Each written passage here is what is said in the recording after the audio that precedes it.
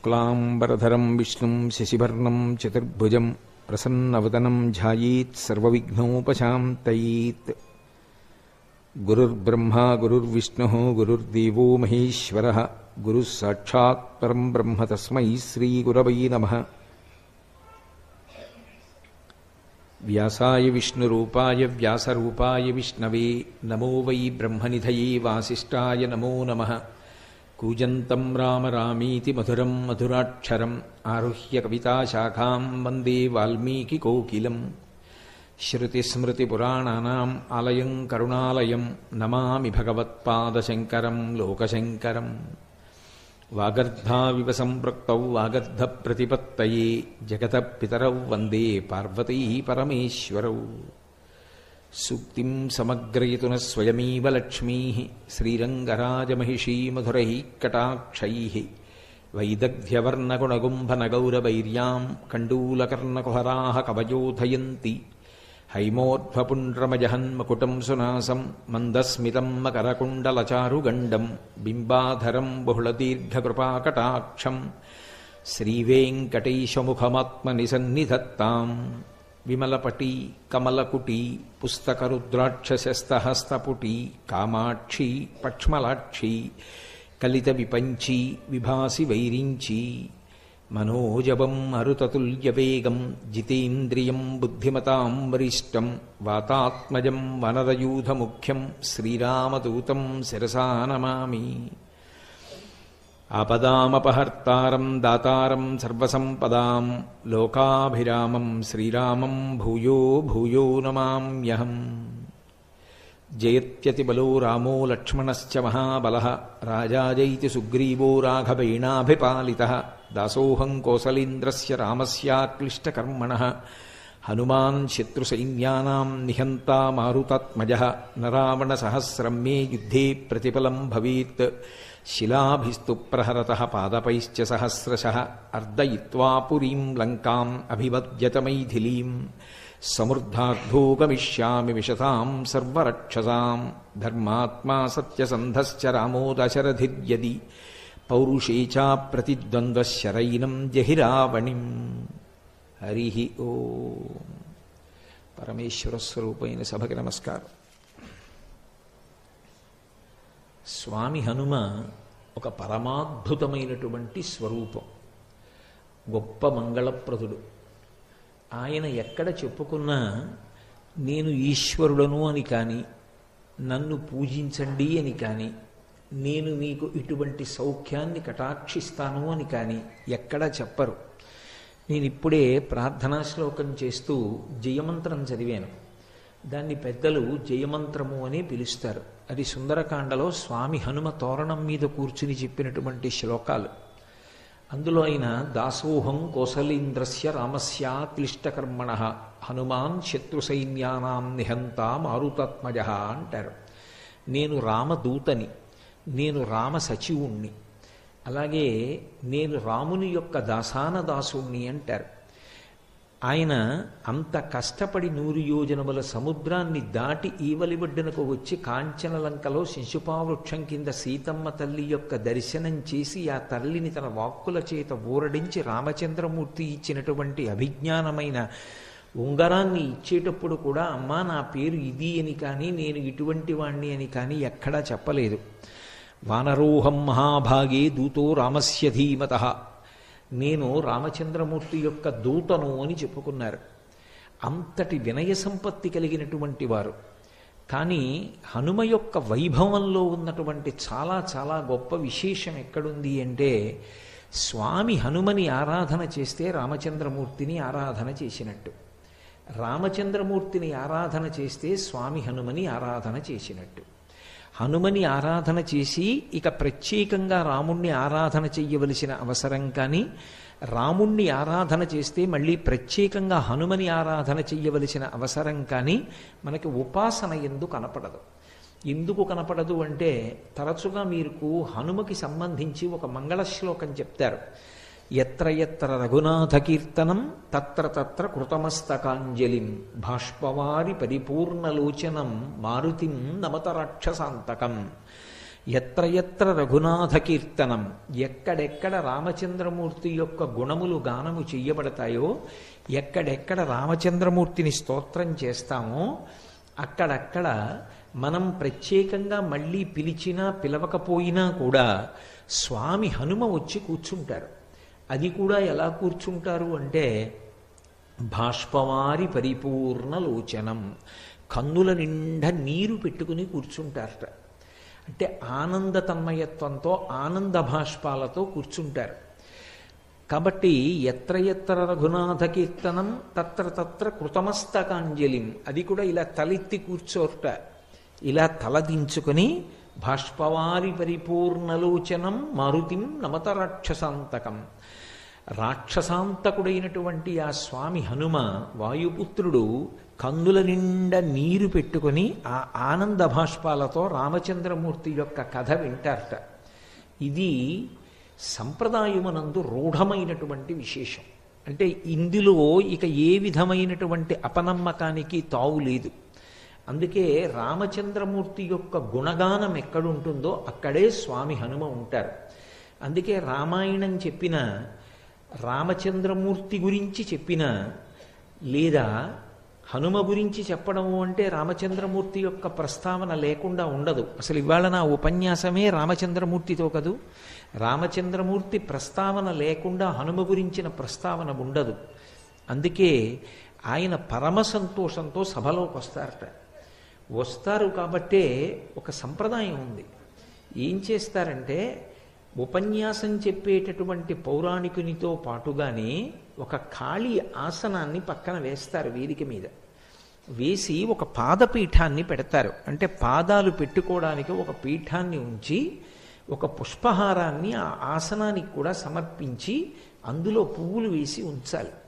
ఎందుకని అంటే స్వామి హనుమ అందులోకి వచ్చి కూర్చుని వింటారు. ఒకవేళ మనం అలా పిలవలేదనుకోండి, అప్పుడు ఆయన రావడం మానరు. ఆయన సభలో ఎక్కడో వచ్చి కూర్చుంటారు. అది ఆయన యొక్క పరమ వినయానికి పరాకాష్ఠ.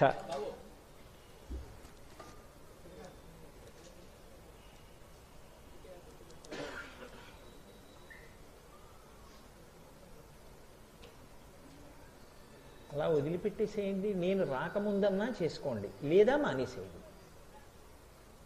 హరి ఓం. కాబట్టి రామచంద్రమూర్తి ఎక్కడ ఉంటారో, రామచంద్రమూర్తి గుణగానం ఎక్కడ జరుగుతుందో అక్కడ స్వామి హనుమ ఉంటారు. అందుకే శృంగగిరి పీఠాధిపత్యం వహించినటువంటి మహాపురుషులు చంద్రశేఖర భారతీ మహాస్వామి వారు ఎప్పుడైనా సుందరకాండ పారాయణ చేస్తే తప్పకుండా పక్కన ఒక ఆసనం వేసి పారాయణ చేసేవారు. రాముణ్ణి స్తోత్రం చేస్తే, రామనామం చెప్తే, రాముని యొక్క వైభవాన్ని కీర్తిస్తే చాలు, హనుమ ప్రసన్నులైపోతారు. రెండు, ఆయనకి వరం. ఎక్కడెక్కడ రామ కథ చెప్పబడుతుందో, ఎక్కడెక్కడ రామనామం చెప్పబడుతుందో అక్కడక్కడ ఆయన అనుగ్రహ ప్రదాతయ్యి ఉంటారు. అక్కడక్కడ ఆయన ఉండి వచ్చినటువంటి సభలోని వారందరినీ కూడా అనుగ్రహిస్తారు. అలాగే స్వామి హనుమ గురించి ఎక్కడ ప్రస్తావన చెయ్యబడుతుందో అక్కడ సీతారాములు ఉంటారు. హనుమ గురించి మాట్లాడుతున్నాం అనుకోండి, ఇక పిలవక్కర్లేదు, సీతారాములు ఉంటారు. అందుకే ఉపాసనలో హనుమంతుని యొక్క వైభవం ఎక్కడుంది అంటే ఆయనకి చేసినటువంటి పూజ సీతారాములకు చేసిన పూజయే. మీరు పాలకి నీటికి వేరువేరుగా పూజ చెయ్యక్కర్లేదు. పాలలో నీళ్లు కలిసి ఉన్నాయనుకోండి, ఒక్క పాత్రలో నీళ్లు కలిసిన పాల నుంచి పూజ చేస్తే పాలకి నీటికి కలిపి పూజ చేసినట్టే. అలాగే తన యొక్క ఉపాసన బలం చేత రామచంద్రమూర్తి ఉందే ఉండేటటువంటి స్వామి హనుమ మళ్ళీ ప్రత్యేకంగా ఆయనకి రాముడి కన్నా వేరుగా ఉపాసన చెయ్యవలసిన అవసరం ఉండదు. అందుకు ఎత్ర ఎత్ర రఘునాథ కీర్తనం తత్ర తత్ర కృతమస్తకాంజలిం అనడానికి కారణం. అంతగా అవిభాజ్యమై ఉంటారు.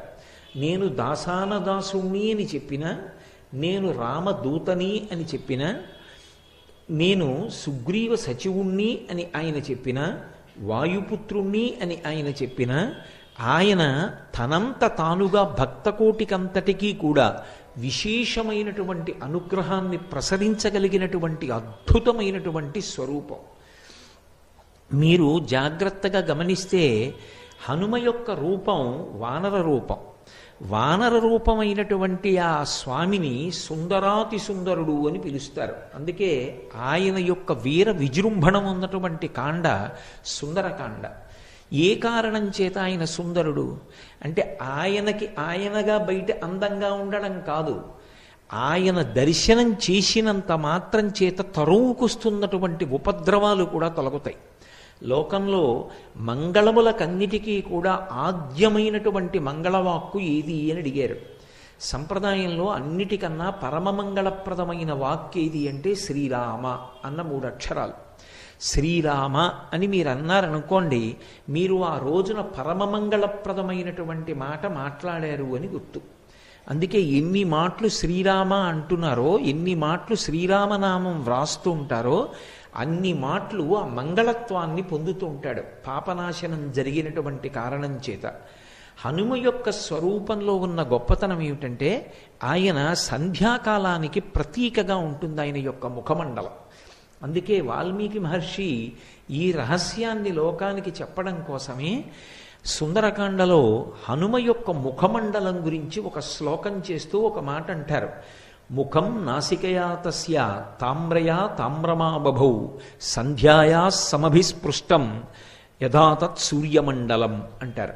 సంధ్యాకాలంలో ఉండేటటువంటి సూర్యమండలం ఎలా ఉంటుందో స్వామి హనుమ యొక్క ముఖమండలం అలా ఉంటుంది.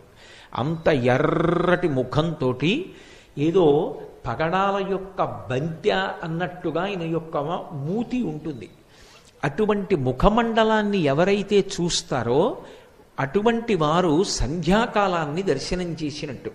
ఈ లోకంలో అతి తేలికగా బాలురా వృద్ధులా, స్త్రీయా పురుషుడా, పండితుడా పామరుడా ఈ వివక్ష లేకుండా ఎవరైనా సరే మంగళాన్ని పొందడానికి మాంసనేత్రంతో దర్శనం చేసి ఈశ్వరుని యొక్క అనుగ్రహాన్ని ప్రోధి చేసుకోవడానికి వీలైనటువంటి దర్శనాలలో అద్భుతమైనటువంటి దర్శనం సంధ్యాకాల దర్శనం.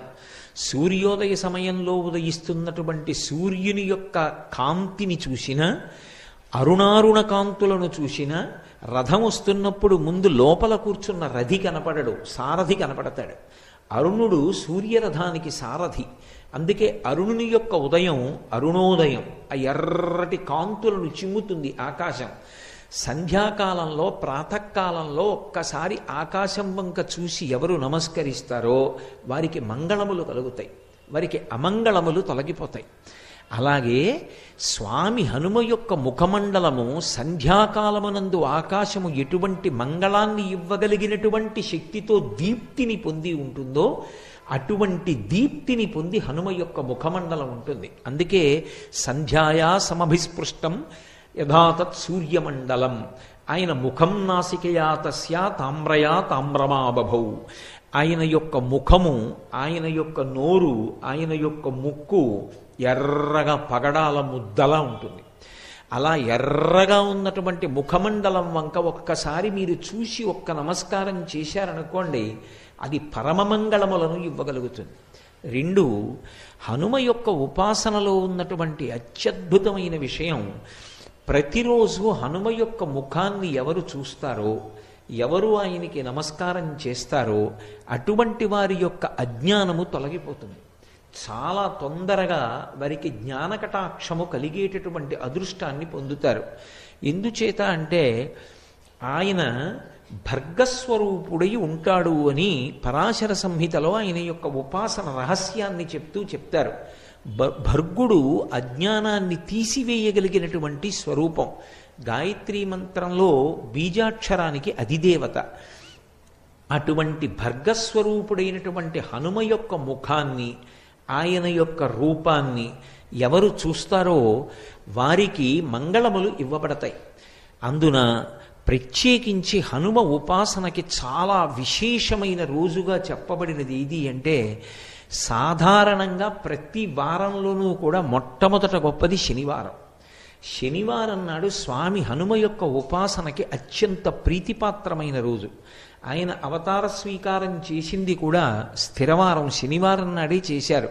వైశాఖమాసి కృష్ణాయాం అని ఆయన మందవాసరి దశమ్యాం మందవాసరి దశమి తిథి నాడు శనివారం నాడే ఆయన ఆవిర్భవించారు. శనివారం ఆయన ఉపాసనకి చాలా శ్రేష్టమైనటువంటి రోజు. ఎందుచేత అంటే ఆ రోజు ప్రారంభం శనిహోరతో ప్రారంభం అవుతుంది. శనీశ్వర గ్రహాన్ని తన తోకకి చుట్టి ఆయన మీద శని యొక్క ప్రభావం లేకుండా చూసి శిక్షించినటువంటి వారు స్వామి హనుమ. అప్పుడు శరీరము శిథిలమై స్వామి హనుమని ప్రార్థన చేశాడు శనీశ్వరుడు. అయ్యా, నీ చేత నేను ఇప్పటికే చాలా హింసింపబడ్డాను, నన్ను నీ తోక నుంచి విడిపించు, నీకేం కావాలో అడిగాడు. అడిగితే స్వామి హనుమ శనీశ్వరుని నుండి ఒక మాట పుచ్చుకున్నారు. ఎవరు నాకు పరమ భక్తులై ఉంటారో అటువంటి వారి జోలికి నువ్వు వెళ్ళకూడదు. ఒకవేళ జాతకంలో శనీశ్వరుని యొక్క ప్రభావం చాలా విశేషంగా ఉండేటటువంటి వారు కూడా హనుమ యొక్క అనుగ్రహానికి నోచుకున్న వారైతే అటువంటి వారందరికీ కూడా శనీశ్వర గ్రహం యొక్క ప్రభావం విశేషంగా ఉండేటటువంటి అవకాశం ఉండదు. అది హనుమ పుచ్చుకున్నటువంటి మాట. అందుకే హనుమదుపాసన శనివారం నాడు చేస్తే శనీశ్వర గ్రహం ఆనుకూల్యతని పొందుతుంది. పొంది బాధించడం అనేటటువంటిది ఉండదు. రెండవది, మాసములలో మార్గశీర్ష మాసంలో శనివారం నాడు స్వామి హనుమని ఉపాసన చేసినట్లయితే అది చాలా విశేషమైనటువంటి ఉపాసన. మనకి అదృష్టం ఏమిటంటే మనం ఇవాళ మార్గశీర్ష మాసంలో శుక్లపక్షంలో ఇవాల్టి రోజున శనివారం నాటి సాయంకాలమే హనుమ యొక్క వైభవం గురించి ఆయన ప్రాంగణంలోనే కూర్చుని మాట్లాడుకుంటున్నాం. ఇది నిజంగా స్వామి హనుమ యొక్క అనుగ్రహ విశేషం. అంతటి మహానుభావుడైనటువంటి హనుమ 5 అంకె చేత ప్రీతి పొందుతారు. ఒక్కొక్క దేవతకి ఒక్కొక్క లక్షణం ఉంటుంది. మీరు విఘ్నేశ్వరుడి విషయంలో చూస్తే 16 అంకెకి ఒక ప్రీతి. ఆయనకన్నీ 16 కుడుములు, 16 ఉండ్రాళ్ళు, 16 రకాల పత్రులు, 16 రకాల పువ్వులు, 16 రకాలైనటువంటి నైవేద్యాలు, 16 నామాలు. సుముఖశ్చైకదంతశ్చ కపిలో గజకర్ణకః లంబోదరశ్చ వికటో విఘ్నరాజో గణాధిపః ధూమకేతుర్గణాధ్యక్ష ఫాలచంద్రో గజాననః వక్రతుండ శూర్పకర్ణో హేరంబస్కందపూర్వజః షోడశైతాని నామాని యప్పటే శృణుయాదపి విద్యారంభే వివాహే చ ప్రవేశే నిర్గమే తథా సంగ్రామే సర్వకార్యేషు విఘ్నస్తస్య న జాయతే. షోడశైతాని నామాని 16 అంకె మీద విఘ్నేశ్వర తత్వం నడుస్తుంది. ఆయనకి 16 ప్రీతిని కాదు, తత్వం 16 మీద వెడుతుంది. అలాగే పరమశివుని యొక్క తత్వం 8 మీద వెడుతుంది. అందుకే అష్టమూర్తి తత్వము అని పిలుస్తారు. మీరు హనుమకి సంబంధించినంత వరకు ఆయన యొక్క విశేషం, ఆయన తత్వం 5 అంకె మీద నడుస్తుంది. అందుకే హనుమకి 5 పదార్థములను నివేదన చేస్తారు. 5 రకాలైనటువంటి పత్రముల చేత పూజ చేస్తారు. పంచముఖములతో కూడినటువంటి ఆంజనేయ స్వామి యొక్క ఉపాసనా విధానం ప్రత్యేకంగా ఉంటుంది. ఆయనకు ఒక దీక్ష ఉంది పరాశర సంహితలో, హనుమద్దీక్ష అని దీక్షా స్వీకారం చేస్తారు. చేసినప్పుడు అందులో అతి తక్కువ కాలం దీక్ష 5 రోజులు. 5 అంకె చేత ఆయన తత్వం ప్రకాశిస్తూ ఉంటుంది. హనుమ యొక్క అవతార ఆవిర్భావ సమయంలో లోకానికంతటికీ కూడా సృష్టికర్త అయినటువంటి చతుర్ముఖ బ్రహ్మగారు ఆయన యొక్క వైభవాన్ని కీర్తిస్తూ ఒక మాట అన్నారు. అమిత్రాణం భయకరో మిత్రాణం అభయంకర అని చెప్పారు. దేవతలందరూ తమ తమ శక్తుల్ని హనుమకి ధారపోశారు. అది కూడా చాలా విశేషంగా. ఎలా? ఏ దేవత యొక్క ఆయుధానికి కూడా హనుమ కట్టుబడరు. ఆయన్ని నిర్జించడం సాధ్యం కాదు. అంతటి మహానుభావుడై, అంతటి బలవంతుడై ఆయన నిలబడితే బ్రహ్మగారు ఆయన్ని కీర్తిస్తూ ఒక మాట అన్నారు. ఇది హనుమతత్వానికి జీవమైనటువంటి మాట. అమిత్రాణం భయకరో మిత్రాణం అభయంకర. అమిత్రులైనటువంటి వారికి ఆయన పరమ భయంకరుడు. అమిత్రులు అంటే మిత్రులు కానివారు. ఎవరికి మిత్రుడు కానివారు? ఎవరో నేను ఒకడిని చూపించి వాడికి నేను మిత్రుణ్ణండి అంటే సరిపోదు. ఎవడు ధర్మానికి మిత్రుడు కాడో, ఎవడు దైవానికి మిత్రుడు కాడో, ఎవడికి వేద ప్రతిపాదితమైనటువంటి వాక్కు యందు విశ్వాసము లేదో, ఎవడు ఈశ్వర ధిక్కారం చేస్తాడో అటువంటి వాడి పట్ల ఆయన ఆగ్రహము వ్యక్తమవుతుంది. ఎవడు ధర్మమునందు అనురక్తి కలిగిన వాడై ఉంటాడో, ఎవడు భగవంతునికి దాసానదాసుడై భక్తుడై ఉంటాడో అటువంటి వాడి పట్ల ఆయన అనుగ్రహ ప్రసరణం జరుగుతుంది. ప్రత్యేకంగా హనుమదుపాసన చెయ్యవలసిన అవసరం లేదు. హనుమని ఉపాసన చేస్తేనే ఆయన అనుగ్రహం కలుగుతుంది అనుకోక్కర్లేదు. ఆయన యొక్క అనుగ్రహ విశేషంలో ఇదొక లక్షణం. అందుకని బ్రహ్మగారు ఆ మాట అన్నారు. ఎవడు ధర్మమునందు అనురక్తి కలిగినవాడో, ఎవడు భక్తి కలిగినవాడో, ఎవడు ఈశ్వరుని యొక్క పాదములను ఉపాసన చేస్తూ ఉంటాడో అటువంటి వాడికి హనుమ యొక్క కటాక్షము ఎప్పుడూ లభిస్తూ ఉంటుంది. అటువంటి వాణ్ణి హనుమ ఎప్పుడూ కాపాడుతుంటారు. అందుకే మీరు ఎప్పుడైనా హనుమ యొక్క విశేషాల్ని పరిశీలించండి, మీకు స్పష్టంగా ఈ విషయాలన్నీ కూడా ద్యోతకమవుతాయి. శ్రీరామాయణంలో చెప్పబడినటువంటి విషయాలు కొన్నింటిని పరాశర సంహితలో మహర్షి చెప్పారు. హనుమ ఉపాసనకి సంబంధించినటువంటి విషయములనన్నిటినీ కూడా క్రోడీకరించి ఒక చోట గుదిగుచ్చి మనకి పరిశీలనం చేసుకోవడానికి, అనుష్ఠానం చేసుకోవడానికి అత్యంత వీలైనటువంటి రీతిలో మనకి పరాశర మహర్షి అందించారు. పరాశర సంహిత హనుమకి సంబంధించినటువంటి ఉపాసనా విధానాన్ని, ఆయన యొక్క అనుగ్రహాన్ని, ఆయన యొక్క వైభవాన్ని మనకి విశేషంగా అందజేస్తుంది. హనుమ క్షేత్రములు ప్రధానమైనవి ఎక్కడెక్కడున్నాయి, ఎక్కడెక్కడ ఆయన యొక్క అనుగ్రహాన్ని పొందడానికి వీలుగా ఆ క్షేత్రాలు ప్రకాశిస్తున్నాయి, ఈ విషయాలన్నిటినీ కూడా మనకి పరాశర సంహిత చెప్తుంది. మీరు హనుమ ద్వైభవాన్ని, హనుమకి ధర్మము పట్ల ఉండేటటువంటి అనురక్తిని, ఆయన భక్తుడైనటువంటి వాణ్ణి కాపాడేటటువంటి రీతిని, ఆయనకి ఎదురు నిలబడగలిగినటువంటి వాడు లోకంలో ఎవ్వరూ ఉండడు అనేటటువంటి రూఢమైన సత్యాన్ని ప్రకాశింపచేసేటటువంటి రీతిలో రచింపబడి మనకి అందివ్వబడిన పరాశర సంహితని పరిశీలనం చేస్తే కొన్ని అద్భుతమైనటువంటి విశేషాలు ద్యోతకమవుతాయి. శ్రీరామాయణంలో ప్రస్తావించబడకపోయినప్పటికీ మైరావణోపాఖ్యానము అని ఒక ఉపాఖ్యానాన్ని పరాశర సంహితలో మహర్షి చెప్తారు. రావణాసురుని యొక్క శరీర బంధువు మైరావణుడు.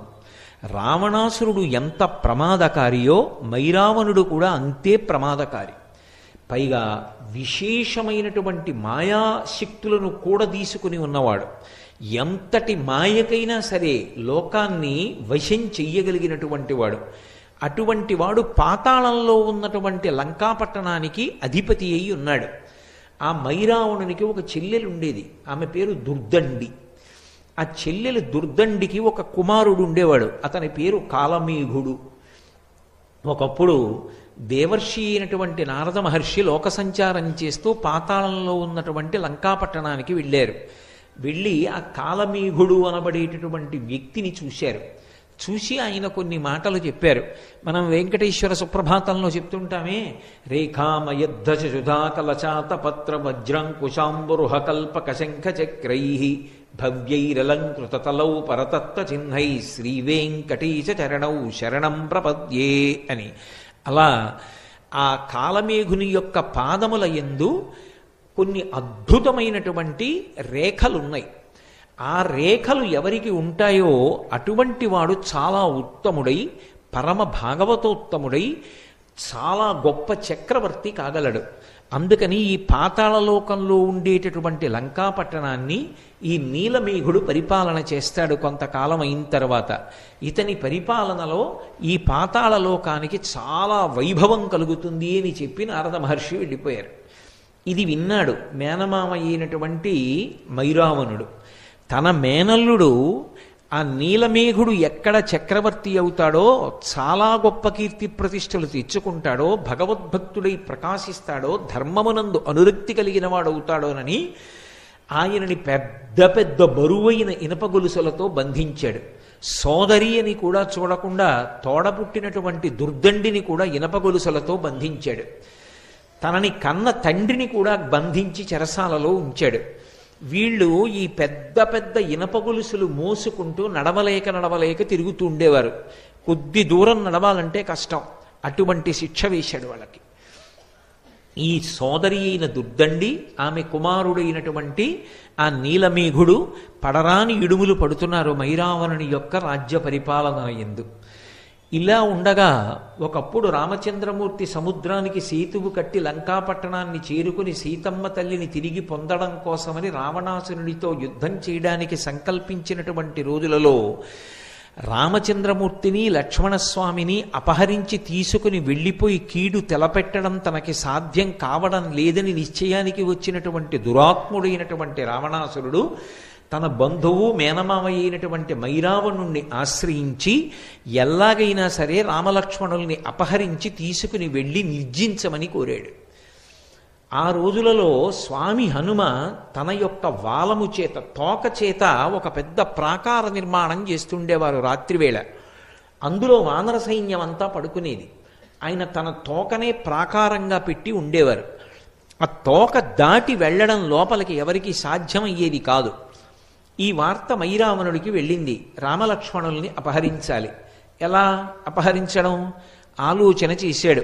ఆయన దగ్గర సూచీముఖుడు అని ఒక రాక్షసుడు ఉండేవాడు. మేకు ఎలా ఉంటుందో ఆయన ముఖం అలా ఉంటుంది. అంత వాడి అయినటువంటి ముఖం. దానితో ఎంత పటిష్టమైనటువంటి ప్రాకారాన్నైనా సరే ఆయన బద్దలు కొట్టి రంధ్రం చేయగలడు. సూచీముఖుణ్ణి పిలిచి, నువ్వు హనుమ వాలంతో తయారు చేసినటువంటి ప్రాకారాన్ని భేదించి లోపలికి వెళ్ళి నీ మాయలు చూపించి రామలక్ష్మణుల్ని ఒక పెట్టెలో పెట్టి తీసుకురమ్మన్నాడు. సూచీముఖుడు వెళ్ళాడు. వెళ్ళి హనుమ యొక్క వాలం దాకా వెళ్ళి తన ముఖంతో ఆ వాల సంబంధ ప్రాకారాన్ని భేదించడానికి ప్రయత్నించాడు. ఆయన తోకలోంచి ఒక వెంట్రుక పైకొచ్చింది. ఆ వెంట్రుక సూచీముఖుని యొక్క ముఖానికి తగిలి ఆ ముఖం బద్దలైపోయి నెత్తురోడుతున్న ముఖంతో సూచీముఖుడు మైరావణుడి దగ్గరికి వెళ్ళాడు. వెళ్ళి, అయ్యా, హనుమ వాలమునకు ఉన్న ఒక తోక తగిలితే నా ముఖం పగిలిపోయింది, ఇక నేనేం భేదించగలను, నా వల్ల కాలేదన్నాడు. వెంటనే ఆయన మూషికముఖుడు అని పిలవబడేటటువంటి వేరొక రాక్షసుణ్ణి పిలిచాడు.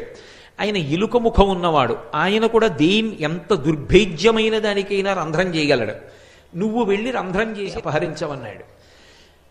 వెంటనే ఆ మూషికముఖుడు బయలుదేరి వచ్చి హనుమ తోకని స్పృశించగానే ఆయన ముఖం కూడా బద్దలైపోయింది. అంతటి తేజోవంతమైన స్వరూపం. అందుకే హనుమ యొక్క మూర్తికి ఒక్క నమస్కారం చేస్తే చాలు, తరువుకొస్తున్నటువంటి దురితాలు, ఉపద్రవాలు కూడా పక్కకి తొలగిపోతాయి అని చెప్తారు. మనకి రహదారుల వెంట ఎక్కడ చూసినా పూర్వం పెద్ద పెద్ద హనుమన్ మూర్తిని పెట్టి ఉంచేవారు.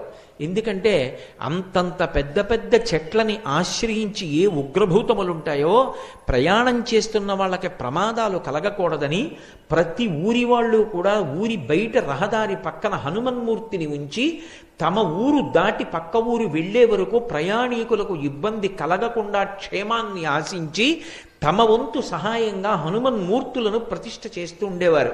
ఇప్పటికీ మీకు తూర్పుగోదావరి జిల్లా, పశ్చిమ గోదావరి జిల్లాల్లో కాలవ ఒడ్డున వెళ్ళిపోతుంటే ప్రతి ఊళ్ళో మొట్టమొదట స్వామి హనుమ యొక్క మూర్తి దర్శనం అవుతుంది. ఆయన కనపడ్డారు అంటే చాలు మనసుకి ప్రశాంతత. అటువంటి మహాద్భుతమూర్తి అయినటువంటి ఆ స్వామి యొక్క వాలానికి రంధ్రం చేయడానికి ప్రయత్నించాడు మూషికముఖుడు. ఆయన వాలమునకు తన ముఖం తగలగానే మూషికముఖుని యొక్క ముఖం కూడా బ్రద్దలైపోయింది. ఏడుస్తూ నెత్తురు కారుతూ మైరావణుడి దగ్గరికి వెళ్ళాడు. ఆయన వెంటనే పాషాణభేది అని పిలవబడేటటువంటి ఇంకొక రాక్షసుణ్ణి పిలిచాడు. వజ్రాన్ని కూడా బదలగొట్టగలడు తన ముఖంతో. వజ్రం వజ్రేన భిన్నయేత్ అని లోకంలో సామెత. వజ్రం వజ్రానికే బదలవుతుంది. అటువంటిది వజ్రాన్ని కూడా భేదించగలిగినటువంటి పాషాణభేది అనేటటువంటి శక్తి కలిగినటువంటి ముఖమున్న రాక్షసుణ్ణి పిలిచి ఆ వాల ప్రాకారానికి రంధ్రం చేసి రామలక్ష్మణుల్ని అపహరించమన్నాడు. ఆయన ప్రయత్నించాడు, విఫలుడైపోయాడు. తిరిగి వచ్చాడు, మైరావణుడికి చెప్పాడు. వేరొక మార్గం లేదు, ఆయన అనుగ్రహిస్తే తప్ప లోపలికి వెళ్ళడం కుదరదు, రామలక్ష్మణుల్ని అపహరించలేం. ఆలోచించి మైరావణుడు విభీషణుడి యొక్క రూపాన్ని పొందాడు. ఎందుకని అంటే వాళ్ళు కామరూపులు, కావలసినటువంటి రూపాన్ని పొందుతారు. విభీషణుడి రూపాన్ని పొంది ఒక పెద్ద పెట్టొకటి చేత్తో పట్టుకొని స్వామి హనుమ పాదముల దగ్గరకు వెళ్ళి నిలబడి పైకి చూసి హనుమకి నమస్కారం చేసి, హే హనుమ, మీరు ఇక్కడ కాపలా ఉండబట్టి ఆ వాలప్రాకారంలో రామలక్ష్మణులు ఇద్దరూ హాయిగా నిద్రపోతున్నారు. కానీ పగలు చేసినటువంటి యుద్ధంలో వాళ్ళ శరీరానికి కలిగినటువంటి గాయములకు ఉపశాంతి కలగాలని ఓషధుల్ని తీసుకొచ్చాను. లోపలికి వెళ్ళి రామలక్ష్మణుల దర్శనం చేసి వాళ్ళు క్షేమంగానే ఉన్నారు అన్నది రూఢం చేసుకుని ఈ ఓషధులు ఇచ్చి వస్తాను, కొద్దిగా చోటు ఇవ్వవలసింది అని అడిగాడు. విభీషణుడు వచ్చాడు అన్న ఆలోచనతో రామలక్ష్మణుల యొక్క క్షేమాన్ని అపేక్షించేటటువంటి లక్షణమున్న హనుమ తన తొడల సందులో కొద్దిగా చోటిచ్చారు. ఆ తొడల సందులోంచి వెళ్ళిపోయాడు లోపలికి మైరావణుడు. వెళ్ళి తను తెచ్చినటువంటి ఓషధుల్ని పిండితే ఏ నిద్రపోతున్న వ్యక్తి అయినా మూర్ఛలోకి వెళ్ళిపోతారు. అటువంటి ఓషధుల్ని పిండాడు. రామలక్ష్మణులు ఇద్దరూ మూర్ఛలోకి వెళ్ళిపోయారు. ఇద్దరినీ పెట్టెలో పెట్టుకుని మూత వేసి మళ్ళీ బయటికి వచ్చేసాడు. లోపలికెళ్ళి చూశాను, రామలక్ష్మణులు నిద్రపోతున్నారు. రాత్రివేళ రాక్షసులు సంచరించేటటువంటి సమయం. రాక్షసులు మహామాయావులు. హనుమ తస్మాత్ జాగ్రత్త జాగ్రత్త అని చెప్పి తాను పాతాళలోకంలో ఉన్న లంకాపట్టణానికి రామలక్ష్మణుల్ని తీసుకుని వెళ్ళిపోయాడు. తీసుకుని వెళ్ళి ఆ పెట్టె మూత తీసి చూశాడు. తాను పిండిన ఓషధుల యొక్క శక్తి చేత రామలక్ష్మణులు ఇద్దరూ మూర్ఛలో ఉన్నారు. తన చెల్లెలు దుర్దండిని పిలిచాడు. వీళ్ళిద్దరినీ ఇప్పుడు మహానది దగ్గర గొప్ప ఉత్సవం జరుగుతోంది. ఆ ఉత్సవానికి తీసుకెళ్ళి వీళ్ళని బలిస్తాను. బలిచ్చే ముందు ఈ నరులిద్దరికీ స్నానం జరగాలి. 1వ ప్రాకారం ముందర దివ్యమైనటువంటి కొలను ఉంది. ఆ కొలను నుండి నువ్వు బంగారు కుంభంతో నీళ్లు తీసుకొచ్చి వీళ్ళిద్దరికీ స్నానం చేయించు. వీళ్ళు మూర్ఛయందున్నారు, నీళ్లు మీద పడినా పైకి లేవరు. నేను అటువంటి ఓషధులు పిండాను కాబట్టి నువ్వు నీళ్లు పోయి వీళ్ళని మహానదీ తీరానికి తీసుకెళ్లి బలిస్తానన్నాడు. ఆమె సంకెళ్ళు వేయబడి ఉంది. ఆమె ఎంతో బాధపడుతూ ఇంతటి ధర్మాత్ములైనటువంటి రామలక్ష్మణులకు ఇటువంటి కీడు తలపెట్టాడే అని, స్వామి హనుమ ఉండగా వీళ్ళకి ఇటువంటి ఉపద్రవం ఎందుకు జరుగుతుంది, హనుమ ఎక్కడ ఉన్నారు, ఎందుకు రాలేదు, ఎందుకు రక్షించట్లేదు, ఆయనకి తెలియదా అని ఆలోచిస్తూ హనుమని స్తోత్రం చేస్తూ ఆవిడ నడిచి వెడుతోంది. వెడుతుండగా ఇక్కడ హనుమ నిలబడి ఉన్నారు. విభీషణుడే వచ్చి వెళ్ళాడు అనుకుంటున్నారు. మళ్ళీ విభీషణుడు వచ్చాడు. ఆ వచ్చినవాడు అసలు విభీషణుడు. వచ్చి హనుమ బాగా చీకటి పడింది, రాక్షసులు తిరిగేటటువంటి సమయం, మాయావులు, తస్మాత్ జాగ్రత్త ఉసుమా, లోపల ఉన్న రామలక్ష్మణుల్ని ఒక్కసారి దర్శనం చేసి వస్తాను, క్షేమంగా ఉన్నారో లేదో, నా ఆరాటం నాదన్నాడు. ఆయన అన్నారు, ఇప్పుడే కదా దర్శనం చేశావు, మళ్ళీ దర్శనానికి వెడతానంటే ఏమిటన్నారు. నేనొచ్చాను ఆ దర్శనానికి, నేను రాలేదన్నాడు విభీషణుడు. ఏదో ఉపద్రవం జరిగిందని విభీషణుడిని తీసుకుని లోపలికి వెళ్ళారు. వెడితే అప్పటికే రామలక్ష్మణులు అపహరింపబడ్డారు. ఎవరు అపహరించారు, ఎలా అని ఆలోచన చేశారు. అప్పుడు విభీషణుడు చెప్పాడు, ఇది మైరావణుడి పని, మహామాయావి. మైరావణుని యొక్క పాతాళ లంకకి వెళ్ళడానికి 2 మార్గాలున్నాయి. ఒకటి విశాలమైనటువంటి సొరంగ మార్గం. అందులో బయలుదేరి వెడితే అనేక మంది రాక్షసులు కనపడతారు. వాళ్లతో యుద్ధం చేసి పాతాళ లంకకి చేరడానికి చాలా సమయం పడుతుంది. ఈ లోపల రామలక్ష్మణులకు ఉపద్రవం రావచ్చు. రెండవది, రావణాసురుని యొక్క అంతఃపురంలోంచి మార్గం ఉంది. అది తామరనాళం ఎలా ఉంటుందో అంత సన్నగా ఉంటుంది. అందులోంచి సూక్ష్మరూపుడవై వెళ్ళాలి. వెళ్ళిన తరువాత పాతాళలంక యొక్క బహిప్రదేశానికి చేరుకుంటావు. అక్కడ మొదటి ప్రాకారాన్ని దాటడం చాలా చాలా కష్టం. అసలు ప్రాకార ప్రవేశం చెయ్యలేరు. అటువంటి ఏర్పాట్లున్నాయని నేను విన్నాను. అక్కడ వరకే నాకు తెలుసు. అక్కడ ఏ పాటిని అలికిడి తెలిసినా ఏకకాలమునందు కోట్ల మంది రాక్షసులు వచ్చి మీద పడిపోతారు. జాగరూకుడవై వెంటనే బయలుదేరమన్నారు. మహానుభావుడు స్వామి హనుమ వెంటనే రామలక్ష్మణుల యందు ఉన్న భక్తి చేత ఆ నాళ మార్గం గుండా బయలుదేరి లోపలికి వెళ్ళారు. వెళ్ళేటప్పటికి తిన్నగా ఈ జలాశయం దగ్గరికి వెళ్ళారు. అక్కడ ఏడుస్తూ దుర్దండి కనపడింది. దుర్దండి అంటే మళ్ళీ మీరు జ్ఞాపకం తెచ్చుకోండి, ఆవిడ మైరావణుని యొక్క చెల్లెలు. అక్కడ ఒక పెద్ద శమీ వృక్షం ఉంది. లంకాపట్టణంలో అయితే శిశుపా వృక్షం, ఇక్కడ శమీ వృక్షం. శమీ వృక్షం మీదకెక్కి కూర్చున్నారు. కూర్చుని ఈమె ఎందుకు ఏడుస్తోంది అని పరిశీలించారు. ఆమె వెక్కుతూ పైకి అంటోంది, హనుమ ఏమయ్యారో, హనుమ ఎక్కడున్నారో, హనుమ ఉంటే రామలక్ష్మణులకు ఇటువంటి కీడు ఏర్పడదే అని. వెంటనే వచ్చి, అమ్మా నువ్వెవరు, స్వాంతన పొందు, నిజం చెప్పన్నారు. మైరావణుడే మాయావేషంలో వచ్చాడేమోనని దుర్దండి భయపడింది. కానీ హనుమ పలికినటువంటి స్వాంతన వచనముల చేత ఊరట పొందినటువంటి దుర్దండి తాను రామలక్ష్మణులకు నీటిని పట్టికెడుతున్నటువంటి విషయాన్ని, స్నానం చేయించిన తరువాత మైరావణుడు వాళ్ళిద్దరినీ మహానదీ తీరానికి తీసుకెళ్లి బలివ్వాలనుకుంటున్నటువంటి విశేషాన్ని చెప్పింది. నన్ను ఎలాగైనా మైరావణుడు ఉన్న అంతఃపుర ప్రాంతంలోకి ప్రవేశపెట్టగలవా అని అడిగారు. ఇక్కడ ఒక విశేషం ఉంది. అసలు మొదటి ప్రాకారంలోకి, పట్టణంలోకి ప్రవేశం చెయ్యాలి అంటే ఒక బిలమార్గం ఉంటుంది. ఆ బిలంలోంచి వెళ్ళాలి. వెళ్ళేటప్పుడు ఆ రంధ్రంలో దూరి వెళ్ళగానే ఒక త్రాసు ఒకటి ఉంటుంది. త్రాసుకి 2 తక్కెళ్ళు ఉంటాయి. ఈ 2 తక్కెళ్లలో ఏదో ఒక తక్కెడ మీద నుంచి నడిచి వెళ్ళాలి. అది మైరావణుడు పరమశివుడి గురించి గొప్ప తపస్సు చేసి పొందినటువంటి త్రాసు. ఎవరైనా లోపలికి వెళుతున్నప్పుడు ఎంత సూక్ష్మరూపంతో వెళుతుండనివ్వండి, వాడు మైరావణుడి మిత్రుడైతే త్రాసు అలాగే నిలబడుతుంది సమంగా 2 తక్కెళ్ళను. ఒకవేళ ఎవరైనా శత్రువు వెడుతూ ఉంటే వెంటనే ఒకవైపు ఉన్నటువంటి తక్కెడ కిందకి దిగి రెండవది పైకి లేస్తుంది. పిడుగులు పడిన ధ్వని, ప్రమాద ఘంటికలు మోగుతాయి. ఆ పాతాళ లంకంతా రాక్షసులందరూ విచ్చుకత్తులు పట్టుకుని త్రాసు దగ్గరికి వచ్చేస్తారు.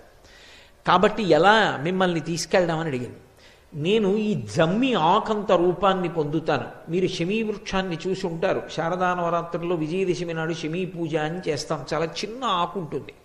అంత సూక్ష్మ రూపాన్ని పొంది ఆమె పట్టుకున్నటువంటి జలకలశలోకి ప్రవేశించి దాని అంచు పట్టు కూర్చున్నారు. అది ఆయన అనుగ్రహ విశేషం. మహానుభావుడు ఏ రూపాన్నైనా ధరిస్తారు, కామరూపి. ఆ జలకలశ పట్టుకుని ఆ దుర్దండి ఆ బిలంలోంచి ప్రవేశించి తక్కెట మీద అడుగుపెట్టింది. అది పరమశివానుగ్రహంతో వచ్చిన త్రాసు. మైరావణునికి విరోధి అయినటువంటి హనుమ ప్రవేశిస్తున్నారని త్రాసుకి తెలిసిపోయింది. అది వెంటనే 2వ పక్క తక్కెడ దిగిపోయి పిడుగులు పడిన చప్పుడు వచ్చి భయంకరమైన గంటలు మోగాయి, ప్రమాద గంటికలు. వెంటనే రాక్షసులు వచ్చి మీద పడిపోయారు. హనుమ పరమ భయంకరమైనటువంటి రూపాన్ని పొంది రాక్షసులందరినీ మర్దించారు. ఆయనకి అది పెద్ద విశేషం కాదు. అరిచేత్తో కొట్టి చంపేస్తారు. అమిత్రాణం భయకరో. అందుకే కదా జయమంత్రంతో చెప్తారు. జయమంత్రంలో అంటారు, పాదపైశ్చ సహస్రశః అర్ధయిత్వా పురీం లంకాం అభివజ్యత మైథిలీం అంటారు. నేను రాళ్ళు విసిరి చంపుతాను, నా అరికాళ్లతో తొక్కి చంపుతాను, అరిచేతులతో మర్దించి చంపుతాను, మోచేతులతో పొడిచి చంపుతాను, నా కోరలతో కురికి చంపుతాను, శిరస్సుతో కుమ్మి చంపుతాను, శిలాభిస్తు ప్రహరత, నాకు రాళ్లు పెట్టి కొట్టి చంపుతాను, పర్వత శిఖరములను ఊడదీసి విసురుతా, చెట్లు పెకలించి విసురుతా, నాకు ఆయుధం అక్కర్లేదు. అంతటి మహాతేజోమూర్తి. కాబట్టి ఆయన ఈ రాక్షసులందరినీ సంహరించారు. కానీ ఎక్కడి నుంచో ఒక మహావీరుడు వచ్చాడు. ఇద్దరి మధ్య అరివీర భయంకరమైనటువంటి యుద్ధం జరిగింది. ఎంత యుద్ధం చేసినా స్వామి హనుమ అవతల యుద్ధానికి వచ్చినటువంటి వీరుణ్ణి మట్టు పెట్టలేకపోయారు. ఆఖరికి హనుమ అంతటి వారు బడలిపోయారు.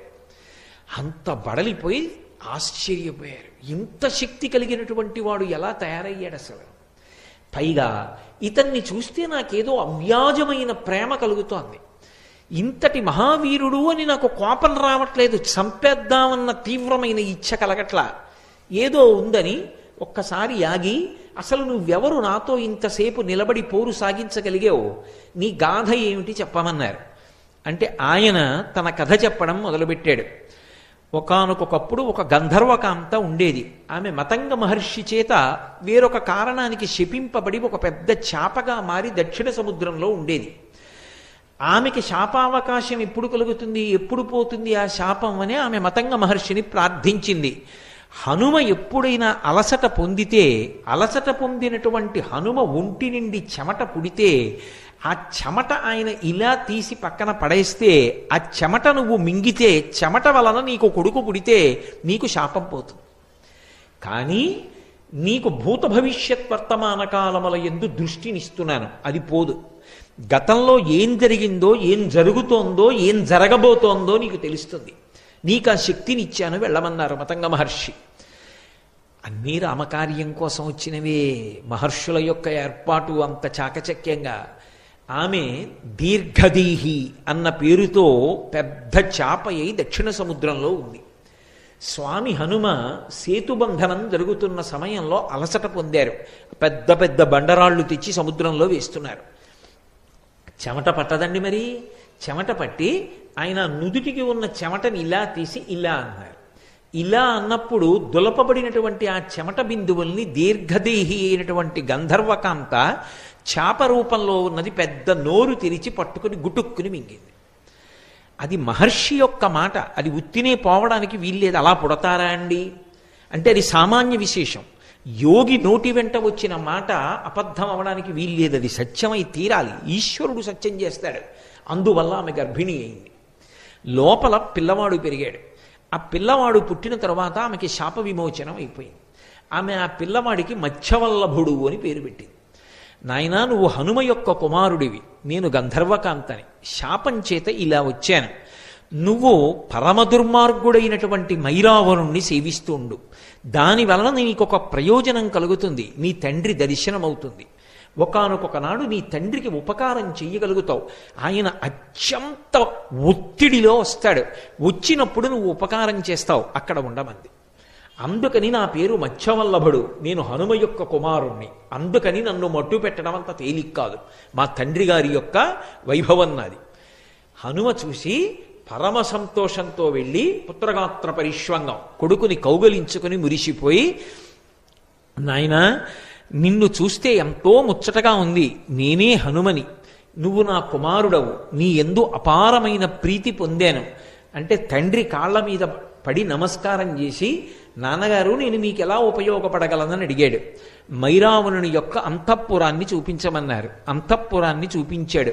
ఇక నువ్వు వెళ్ళిపోమ్మని ఆ మైరావణుడితో యుద్ధం చేసి స్వామి హనుమ ఆ మైరావణుణ్ణి మట్టు పెట్టారు. మట్టు పెట్టడం అంత తేలికగా ఏమైపోలేదు.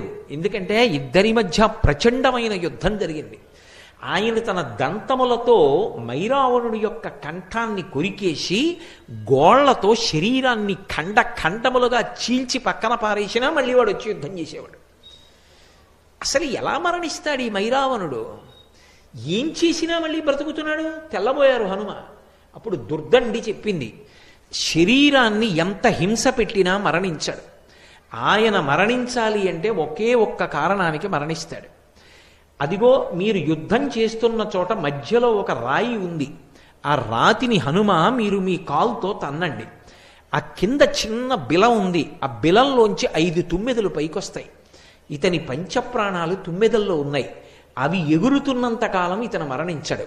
ఆ 5 తుమ్మెదల్ని మీ పాదంతో నొక్కేయండి. నొక్కేస్తే ఇతని పంచప్రాణములు పోయి శరీరాన్ని విడిచిపెట్టేస్తాడు. వెంటనే ఏడ్చాడు మైరావణుడు. చెల్లెలా, నా తోడబుట్టిన దానివి, నా ప్రాణాలు ఎక్కడున్నాయో చెప్పేస్తావా హనుమకని. ఇవి నువ్వు ధర్మం తప్పలా? ధర్మాత్ముడు భక్తితత్పరుడు అయి ఈ రాజ్యమును పరిపాలించవలసినటువంటి నా కుమారుణ్ణి తీసుకెళ్ళి నిష్కారణంగా నిర్బంధించి, నన్ను నిర్బంధించి నువ్వు రాజ్య పరిపాలన చేస్తూ ఇవాళ మమ్మల్ని ఇంత కష్టపెట్టినటువంటి వాడివి నువ్వు మరణించవలసినటువంటి అవసరం కూడా ఉంది. అందుకే నీ ప్రాణములు ఎక్కడున్నాయో చెప్పానంది. ఇక తను మరణిస్తానని తెలిసిపోయింది మైరావణుడికి. ఆ కాలితో అక్కడ ఉన్న రాతిని తన్నారు స్వామి హనుమ. ఆ బిలంలోంచి 5 తుమ్మెదలు పైకొచ్చాయి. వెంటనే తన పాదంతో 5టిని నలిపేశారు. పంచప్రాణములు పోయిన కారణం చేత విగత జీవుడై ఆ మైరావణుడు నేల మీద పడిపోయాడు. పడిపోయిన తరువాత అప్పుడు అక్కడ ఉన్నటువంటి ఆ నీలమేఘుడికి, దుర్దండి యొక్క కుమారుడికి పాతాళలంకా పట్టాభిషేకం చేసి రామలక్ష్మణులిద్దరినీ కూడా తీసుకుని మళ్ళీ లంకాపట్టణానికి చేరుకున్నారు. చేరుకున్న కారణం చేత రామరావణ యుద్ధమై చిట్ట చివర రావణాసురుడు మడిసిపోయాడు. అదిగో మైరావణుణ్ణి మర్దించి పరమ సంతోషంగా నేను రామకార్యాన్ని చెయ్యగలిగాను, నా వల్ల ఒక చిన్న పొరపాటు జరిగింది, విభీషణుడు అనుకుని మైరావణుణ్ణి లోపలికి పంపాను. రామలక్ష్మణుల్ని అపహరించాడు. మళ్ళీ నేను ఆ దోషం దిద్దుకుని రామలక్ష్మణుల్ని రక్షించగలిగాను అన్న పరమ సంతోషంతో ఉన్నటువంటి రూపాన్ని ఆయన పాతాళ భేదనం చేసి పైకొచ్చి వెలిసినటువంటి మూర్తియే నైమిషారణ్యంలో ఉన్నటువంటి హనుమ. హనుమాన్ గాడి అని చెప్పి క్షేత్రం ఉన్నదే, అక్కడ ఉన్న స్వయంభూమూర్తి పెద్ద హనుమ ఉంటారు. ఆ హనుమ స్వయంగా మైరావణుణ్ణి మర్దించి పైకొచ్చినటువంటి స్వామి. ఈ మధ్యకాలంలో మనందరం నైమిషారణ్యం యాత్రకి వెళ్ళినప్పుడు ఆ హనుమాన్ గాడిలోనే ఉండి ఆ క్షేత్రంలోనే స్వామి హనుమ పాదాల చెంతన కూర్చుని మనం ఒక రోజున రామనామ సంకీర్తనం చేసి వచ్చేటటువంటి అదృష్టాన్ని మనకి కటాక్షించాడు. ఆ స్వామి యందు ఒక విచిత్రమైన లక్షణం ఉంటుంది. మూర్తిని ఇలా ముట్టుకుంటే, ఒక్కసారి ఇలా కళ్ళు మూసుకుని ముట్టుకుంటే నిజంగా ఎవరినో మనిషిని ముట్టుకున్నట్టే ఉంటుంది. కానీ అలా అంగీకరించారు, అలా ఏం ముట్టుకోనివ్వరు. అది దేవస్థానానికి సంబంధించిన వాళ్ళే ప్రతిరోజు సింధూరాన్ని అలదుతారు. మరి ఎందుకు పిలిచారో నాకు తెలియదు, కానీ అది స్వామి అనుగ్రహ విశేషమో ఏమో. నేను అక్కడ కూర్చుని ఉండగా అకస్మాత్తుగా నన్ను పిలిచి సింధూర పాత్ర ఇచ్చి, మీరు కూడా ఇవాళ స్వామికి సింధూరం రాయండి అన్నారు. ఆ రోజున హనుమాన్ గాడిలో స్వామి శరీరానికి సింధూరం రాస్తూ ఉంటే నేను అనుభవించినటువంటి ఆ స్పర్శ సుఖం నా జీవితంలో నేను ఎన్నడూ మరిచిపోలేనటువంటి అనుభూతి. అంత అద్భుతమూర్తి, అంతటి మంగళప్రదుడు. హనుమ యొక్క క్షేత్రాలలో తప్పకుండా దర్శనం చెయ్యవలసిన క్షేత్రాలు 13 చెప్తారు. 13లో ఒక మహాద్భుత క్షేత్రం నైమిషారణ్యంలో ఉన్నటువంటి స్వామి హనుమ. అంత గొప్ప క్షేత్రంలో మనం ఆ స్వామిని దర్శించి అక్కడ రామనామ గానం చేసి రాగలగడం ఆ రామచంద్రమూర్తి యొక్క, సీతమ్మ యొక్క, స్వామి హనుమ యొక్క నిర్హేతుక కృపా కటాక్ష వీక్షణం. కాబట్టి హనుమ ఎక్కడ ధర్మతత్పరులైన వారు ఉంటారో అక్కడక్కడ ఆయన అనుగ్రహ ప్రచోదనం ఉంటుంది. దుర్దండి ప్రార్థన చేసిందని వెళ్ళారా? దుర్దండి యొక్క కుమారుడైనటువంటి ఆ నీలమేఘుడు ప్రార్థన చేశాడని వెళ్ళారా? మైరావణుడు రామలక్ష్మణుల్ని అపహరించడం యథార్థానికి వాళ్ళు రక్షింపబడడానికి హనుమ అక్కడికి వెళ్ళి మైరావణుణ్ణి మర్దించాలి. అది జరగాలి అంటే దానికి ఏదో ఒక సన్నివేశం జరగాలి. అందుకు రామలక్ష్మణుల్ని అపహరించగలిగాడు తప్ప వేరొకలా సాధ్యమా? ఎక్కడ ధర్మం ఉంటుందో అక్కడ స్వామి హనుమ ఉంటారు. మీరు రామాయణంలో ఒక పెద్ద చమత్కారాన్ని చూసుంటారు. వీటిని ప్రార్థనా శ్లోకాలుగా చెప్తారు హనుమ విషయంలో. గోష్పదీకృతమారాసిం మశకీకృత రాక్షసం రామాయణ మహామాలారత్నం వందే అనిలాత్మజం. రామాయణ మహామాలారత్నం. మాల అంటాం. మాల అంటే ఇదిగో ఇప్పుడు ఏదో నాకు మెళ్ళో ఈ పుష్పమాల వేశారు. ఈ పుష్పమాల శోభస్కరంగా ఉంది. ఎందుకని అంటే ఇటువైపు నుంచి దండ, ఇటువైపు నుంచి దండ కట్టి మధ్యలో దీనికి ఈ పూల యొక్క మాలని మధ్యలో ఒక గుచ్ఛాన్ని అమర్చారు. ఇది రెండు వైపుల నుంచి వచ్చినటువంటి మాల కలుసుకున్న చోట శోభస్కరంగా సౌందర్యవంతంగా చేస్తుంది. అలా రామాయణము అనబడేటటువంటి మాల ఎక్కడ కలుసుకుందో అక్కడ హనుమ దాన్ని శోభస్కరం చేసేటటువంటి రత్నం. అది లేకపోతే ఆ మాలకు అందమే లేదు. మీరు ఎప్పుడైనా రామాయణం విషయంలో ఒక విశేషాన్ని గమనించండి.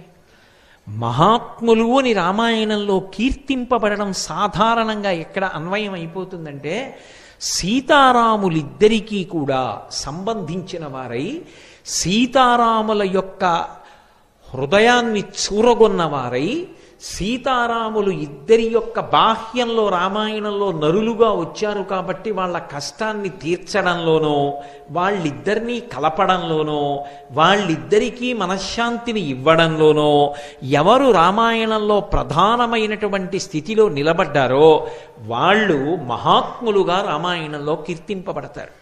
మీరు గమనించండి, మొట్టమొదటి వ్యక్తి విశ్వామిత్రుడు.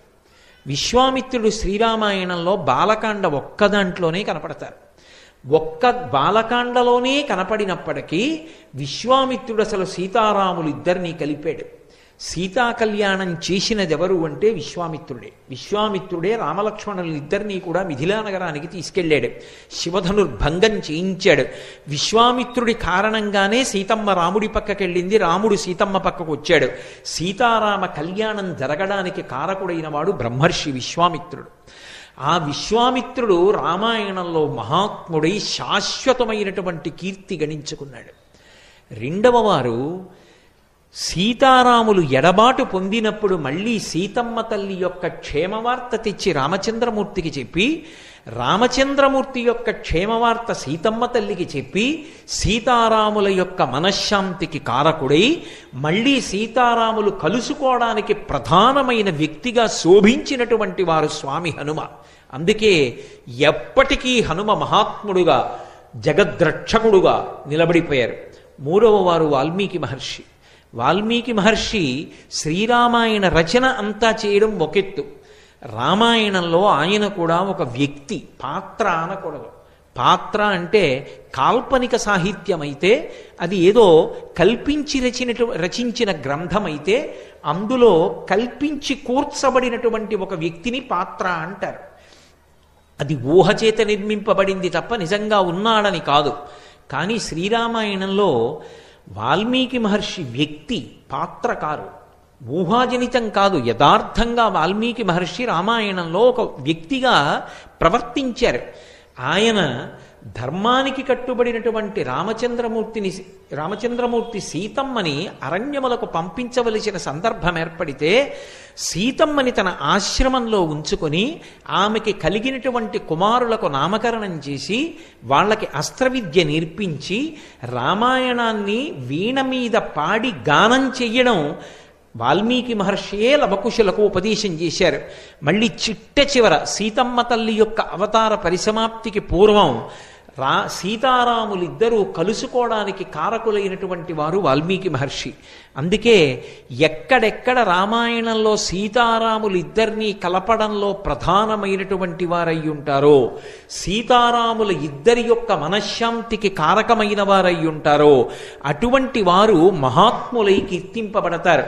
స్వామి హనుమ అంత అద్భుతమైనటువంటి స్థితిలో రామాయణంలో సీతారాముల్ని కలిపారు. ఒకానొకప్పుడు అసలు ఈ రామాయణం ఏమైపోతుంది, ఎలా పూర్తవుతుంది అన్న అనుమానం ఉన్న చోట ఆయన ఒక మహారత్నమై రెండవ వైపు రామాయణాన్ని తీసుకెళ్లి కలిపారు, మహామాలగా మార్చారు. అందుకే రాముడు బయలుదేరాడు, అరణ్యవాసంలో వెతుక్కుంటూ వెడుతున్నాడు. అరణ్యకాండలో ఎక్కడా సీతమ్మ కనపడలేదు.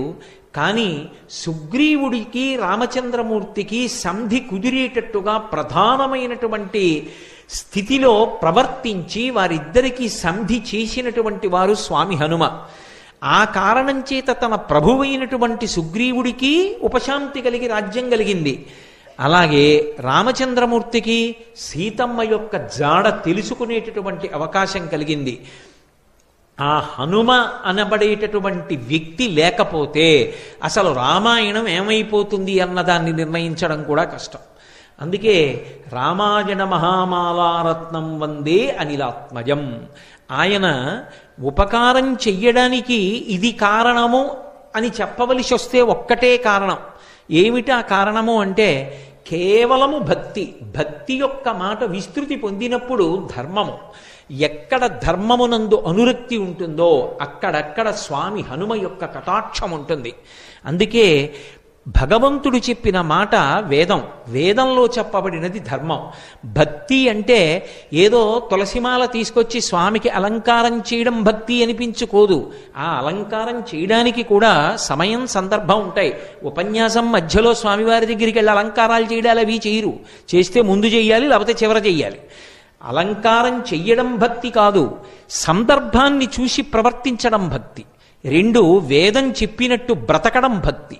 వేదము ఈశ్వర ప్రోక్తం. ఈశ్వరుడు ఇలా బ్రతకండి అని చెప్పాడు.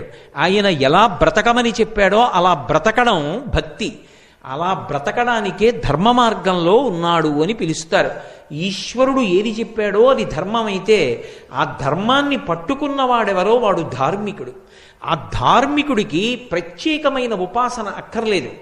ధర్మాన్ని పట్టుకున్న కారణం చేత స్వామి హనుమ యొక్క అనుగ్రహం సర్వకాలముల యందు ఉంటుంది. నేను మీకు ఒక ఉదాహరణ చూపిస్తాను. వాయుపుత్రుడు స్వామి హనుమ. వాయుపుత్రుడు యథార్థమనకు హనుమ ఒక్కరే కాదు, భీమసేనుడు కూడా వాయుపుత్రుడే. భీమసేనుడు వాయుపుత్రుడైనా హనుమకి ఎంత బలపరాక్రమములున్నాయో, ఎంత బుద్ధి వైభవమున్నదో అంత బుద్ధి వైభవము అంత బలపరాక్రమములు భీముడికి ఉన్నాయి అని చెప్పడం సాధ్యం కాదు. రెండు, వాయుపుత్రుడైనటువంటి భీముడికి ఉపాసన లేదు. భీముడికి గుడి కట్టడం కానీ, భీముడికి అష్టోత్తరం కానీ, భీముడికి ఉపాసన కానీ, భీముడి మీద స్తోత్రాలు కానీ ఉండవు. కానీ వాయుపుత్రుడైనటువంటి హనుమకి మాత్రం ఉపాసన ఉంది. సర్వకాలముల యందు ఆయన్ని స్తోత్రం చేసి ఆయన్ని అనుగ్రహాన్ని పొందడానికి ప్రయత్నం చెయ్యడం అనేది లోకంలో ఉంది. ఎందుకని ఉంది అంటే కేవలము వాయుపుత్రుడైన కారణం చేత అంత బలవంతుడు కాడు. ఆయన తన నడవడి చేత అసలు అవతార ప్రారంభమునందే దేవతలందరి యొక్క విశేషానుగ్రహము చేత, తన బుద్ధిబలము చేత, గురువు యొక్క కటాక్షము చేత, సీతారాముల అనుగ్రహ బలం చేత, తన భక్తి చేత, తన యొక్క ధర్మం చేత, తన యొక్క త్యాగము చేత అంత వైభవోపేతమైనటువంటి స్థితిని సంతరించుకున్నారు. అందుకే అడగవలసిన అవసరం లేకుండా ధర్మం ఎక్కడ నిలబడాలో అక్కడ హనుమ యొక్క రక్షణ ఉంటుంది. అందుకే ధర్మాత్ములైన వారి జోలికి, పరమ భక్తులైన వారి జోలికి వెళ్ళి వాళ్ళ మనసు కష్టపడి వాళ్ళని ఇబ్బంది పెట్టే ప్రయత్నం చేశారనుకోండి, ఆయన మనసు కష్టపడనంత కాలం పర్వాలేదు. ఆయన కన్నుల నీరు కారిందనుకోండి, హనుమ ఆయన సంగతి చూడడం మొదలుపెట్టిన నాడు ప్రమాదాలు ఏర్పడతాయి. అందుకే హనుమ జోక్యం ఎందుకుంటుంది అంటే ధర్మం కోసం ఉంటుంది. మీకు నేను దీనికి ఒక ఉదాహరణ చూపిస్తాను. త్రేతాయుగంలో రామాయణం జరిగింది. ద్వాపర యుగంలో కురుక్షేత్ర సంగ్రామం జరిగింది. ద్వాపర యుగంలో ఒకానొకప్పుడు పాండవులందరూ కూడా అరణ్యవాసం చేశారు. ఎందుకు అరణ్యవాసం చేశారు, ఎందుకు అజ్ఞాతవాసం చేశారు, ఈ విశేషాలన్నీ మీకు తెలిసున్నవి. వాళ్ళు అరణ్యవాసం చేస్తున్న రోజులలో 6 రోజులు బదరీ క్షేత్రంలో ఉన్నారు. 6 రోజులు బదరీ క్షేత్రంలో ఉన్నప్పుడు ఒక రోజున భీమసేనుడు ద్రౌపదీదేవితో కలిసి ఆ బదరీ క్షేత్రానికి కింద హిమవత్ పర్వత ప్రాంతంలో ఒక చోట కూర్చుని ఉన్నాడు శిలావేదిక మీద. ఎక్కడ నుండో పెద్ద గాలి వేసింది. ఆ గాలికి ఒక పెద్ద తామర పువ్వు ఒకటి వచ్చి వాళ్ళ దగ్గర పడింది. కుతూహలంగా ద్రౌపదీదేవి ఆ తామర పువ్వుని పైకెత్తి చూసింది. అది 1000 రేకుల పద్మం, సహస్రపత్ర కమలం. అందులోంచి విశేషమైన సువాసన వస్తోంది. ఆవిడంది, ఇటువంటి పుష్పాన్ని నేను పూర్వం చూడలేదు. ఎంత అద్భుతంగా ఉంది ఈ పువ్వు, ఎంత సౌకుమార్యంతో ఉంది, ఎంత గొప్ప సువాసనలు గుబాళిస్తోంది. ఇటువంటి పువ్వులు మరికొన్ని పువ్వులుంటే నేను సంతోషిస్తాను. ఇటువంటి పువ్వులు మరికొన్ని నా కొరకు తెచ్చిపెట్టగలరా అని భీమసేనుణ్ణి అడిగింది. ఏదైనా సాధించడం అంటే మహాసంతోషం భీముడికి. ఆయన ఆ 1000 రేకుల తామర ఎటువైపు నుంచి వచ్చి పడిందో, ఆ గాలి ఎటువైపు నుంచి వచ్చిందో దానికి అభిముఖంగా ప్రయాణం మొదలుపెట్టాడు. ఆ హిమవత్ పర్వత శృంగముల మీద ప్రయాణం చేస్తున్నాడు. కనపట్ట జంతువుల్ని తన చేతులతో మర్దిస్తున్నాడు. మంచి చల్లటి నీరు కలిగినటువంటి ఒక సరోవరం కనపడింది. అందులో దిగాడు, స్నానం చేశాడు. కనపడ్డ తీయటి పళ్ళన్నీ తింటున్నాడు. నడిచి వెడుతున్నాడు. ఆ వెడుతున్నప్పుడు కిన్నెరకాంతలు మొదలైనటువంటి వాళ్ళు ప్రచ్ఛన్న రూపాలతో గుహల్లో దాక్కుని భీమసేనుని యొక్క పౌరుష పరాక్రమాల్ని, ఆయన యొక్క అద్భుతమైనటువంటి ఆ శరీరాన్ని చూసి ఆశ్చర్యపోతున్నారు. ఆ స్నానం చేసి బయలుదేరి వెడుతున్నటువంటి భీముడికి ఆ ప్రకృతి, ఆ వాతావరణం పులకింపచేసి లోపల కలిగినటువంటి సంతోషాన్ని పట్టలేక తన శంఖాన్ని తీసి పెద్దగా పూరించి సింహనాదం ఒకటి చేశాడు. చేసేటప్పటికీ అక్కడ ఉన్నటువంటి ప్రాణుల గుండెలు బద్దలైపోయాయి, నెత్తురు కక్కుకున్నాయి. భీమసేనుడి శంఖనాదం, ఆయన సింహనాదం అంటే అలా ఉంటాయి. అదే సమయంలో అక్కడ గంధమాదన పర్వతం ఉంది. ఇప్పటికీ మీరు బదరీ వెడుతుంటే చెప్తారు, ఇదే గంధమాదన పర్వతం అని చెప్తారు. ఇప్పటికీ స్వామి హనుమ ఆ గంధమాదన పర్వతం మీదే ఉంటారు అని చెప్తారు పెద్దలు. పరాశర సంహిత కూడా అదే విషయాన్ని ధృవీకరించింది, మహాభారతం కూడా ఆరణ్యపర్వం అదే విషయాన్ని ధృవీకరించింది. నేనైతే ఏమంటానంటే ఎక్కడ రామనామం ఉంటుందో అక్కడ హనుమ ఉంటారు అని చెప్తాను. కాబట్టి ఆ గంధమాదన పర్వతం మీద విహరిస్తూ వెడుతున్నాడు. ఆ సౌగంధికా పుష్పం, ఆ 1000 రేకుల తామర పువ్వు ఎట్నుంచి వచ్చిందో ఆ చెట్టు వెతుకుతూ వెడుతున్నాడు. వెతుకుతూ ఉండగా అక్కడే పెద్ద కదళీవనం ఉంది. కదళీవనం అంటే అరటి తోట. అరటి తోటల్లో స్వామి హనుమ తిరుగుతూ ఉంటారు. ఆయనకి అది మిక్కిలి ప్రీతిపాత్రమైనటువంటి ప్రదేశం. ఆ అరటి తోటలో స్వామి హనుమని ఉపాసన చేసిన, అరటి తోటలో హనుమ యొక్క మూర్తిని పెట్టి హనుమాన్ చాలీసా చదివిన, హనుమ మీద ఇందాక నేను మీకు ఆ మైరావణుని యొక్క ఉపాఖ్యానం చెప్పానే, అందులో ఆ నీలమేఘుడు అనబడేటటువంటి దుర్దండి కుమారుడు స్తోత్రం చేశాడు హనుమని. ఆ స్తోత్రాన్ని పఠించిన, హనుమకి సంబంధించినటువంటి దండకాన్ని చదివిన, హనుమని అష్టోత్తరంతో కానీ సహస్రంతో కానీ పూజ చేసిన కొన్ని ప్రత్యేకమైనటువంటి పళ్ళు ఉన్నాయి. నేను ఈ 5 రోజుల ఉపన్యాసంలోనూ వాటి గురించి మీతో మనవి చేస్తాను ప్రత్యేకంగా. ఆ పళ్ళు ఆయనకి నివేదన చేసిన, అరటి తోటలో పూజ చేస్తే హనుమ ఏదో ఒక రూపంలో వచ్చి వాటిని స్వీకరిస్తారు అని ప్రతీతి. ప్రతీతి ఏమి? యథార్థమే. ఒకప్పుడు గుంటూరులో శ్రీరామాయణం జరుగుతున్న రోజుల్లో ఒక పెద్ద అరటి తోటను ఒక దాన్ని తీసుకుని ఆ అరటి తోటలో అటువంటి పూజ చేస్తే, ఇప్పుడు నేను ఆ వివరాలు చెప్పడానికి సిద్ధంగా లేను, కానీ అది ఎంత పరమ ప్రామాణికమైనటువంటి సత్యము అన్నది నిరూపణమైంది. హనుమ అరటి తోటలో పూజ చేస్తే వచ్చి స్వీకరిస్తారు, కదళీవనంలో తిరుగుతారు అని. ఇప్పటికీ మీకు కొన్ని క్షేత్రాలు ఉన్నాయి, కొన్ని ప్రదేశాలు ఉన్నాయి. ఆ ప్రదేశాలకు వెడితే హనుమ స్పర్శ స్పష్టంగా కనపడుతుంది. ఇప్పటికీ వెంకటాచలంలో ఒక ప్రత్యేకమైనటువంటి ప్రదేశం ఉంది. మెట్లు దిగి విడితే పెద్ద మామిడి చెట్లు, అరటి తోపులు కనపడతాయి. దాని మధ్యలో ఉంటుంది హనుమ యొక్క దేవాలయం. అటువంటి కదళీవనంలో ఒక పర్వత గుహలో పడుకుని ఉన్నారు. మళ్ళీ వెనక్కి భారతంలోకి రండి, ఆరణ్య పర్వంలోకి. భీమసేనుడు సౌగంధికా పుష్పాల కోసం వెడుతున్నాడు. పెద్ద సింహనాదం చేశాడు, శంఖనాదం చేశాడు, ప్రాణులన్నీ భీతిల్లేయి. అటువంటి సమయంలో అక్కడే పర్వత గుహలో పడుకునున్నారు హనుమ. ఆయన వెంటనే ఉలిక్కి పడి లేచారు. ఒక్కసారి ఆ చప్పుడు మళ్ళీ జ్ఞాపకం తెచ్చుకున్నారు. ఓ నా సోదరుడు, నా తమ్ముడు, వాయుపుత్రుడు భీమసేనుడు సౌగంధికా పుష్పాల కోసం వచ్చాడు. వచ్చి చల్లటి నీటిలో స్నానం చేశాడు, సేద తీరాడు, తీయటి పళ్ళు తిన్నాడు.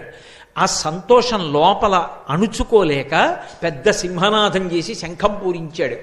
కాబట్టి ఇప్పుడు నేను ఆ భీమసేనుణ్ణి కలుస్తాను అని తిన్నగా వెళ్ళి భీమసేనుడు వెడుతున్నటువంటి దారికి అడ్డుగా ఒక వృద్ధవానర రూపంతో పడుకున్నారు.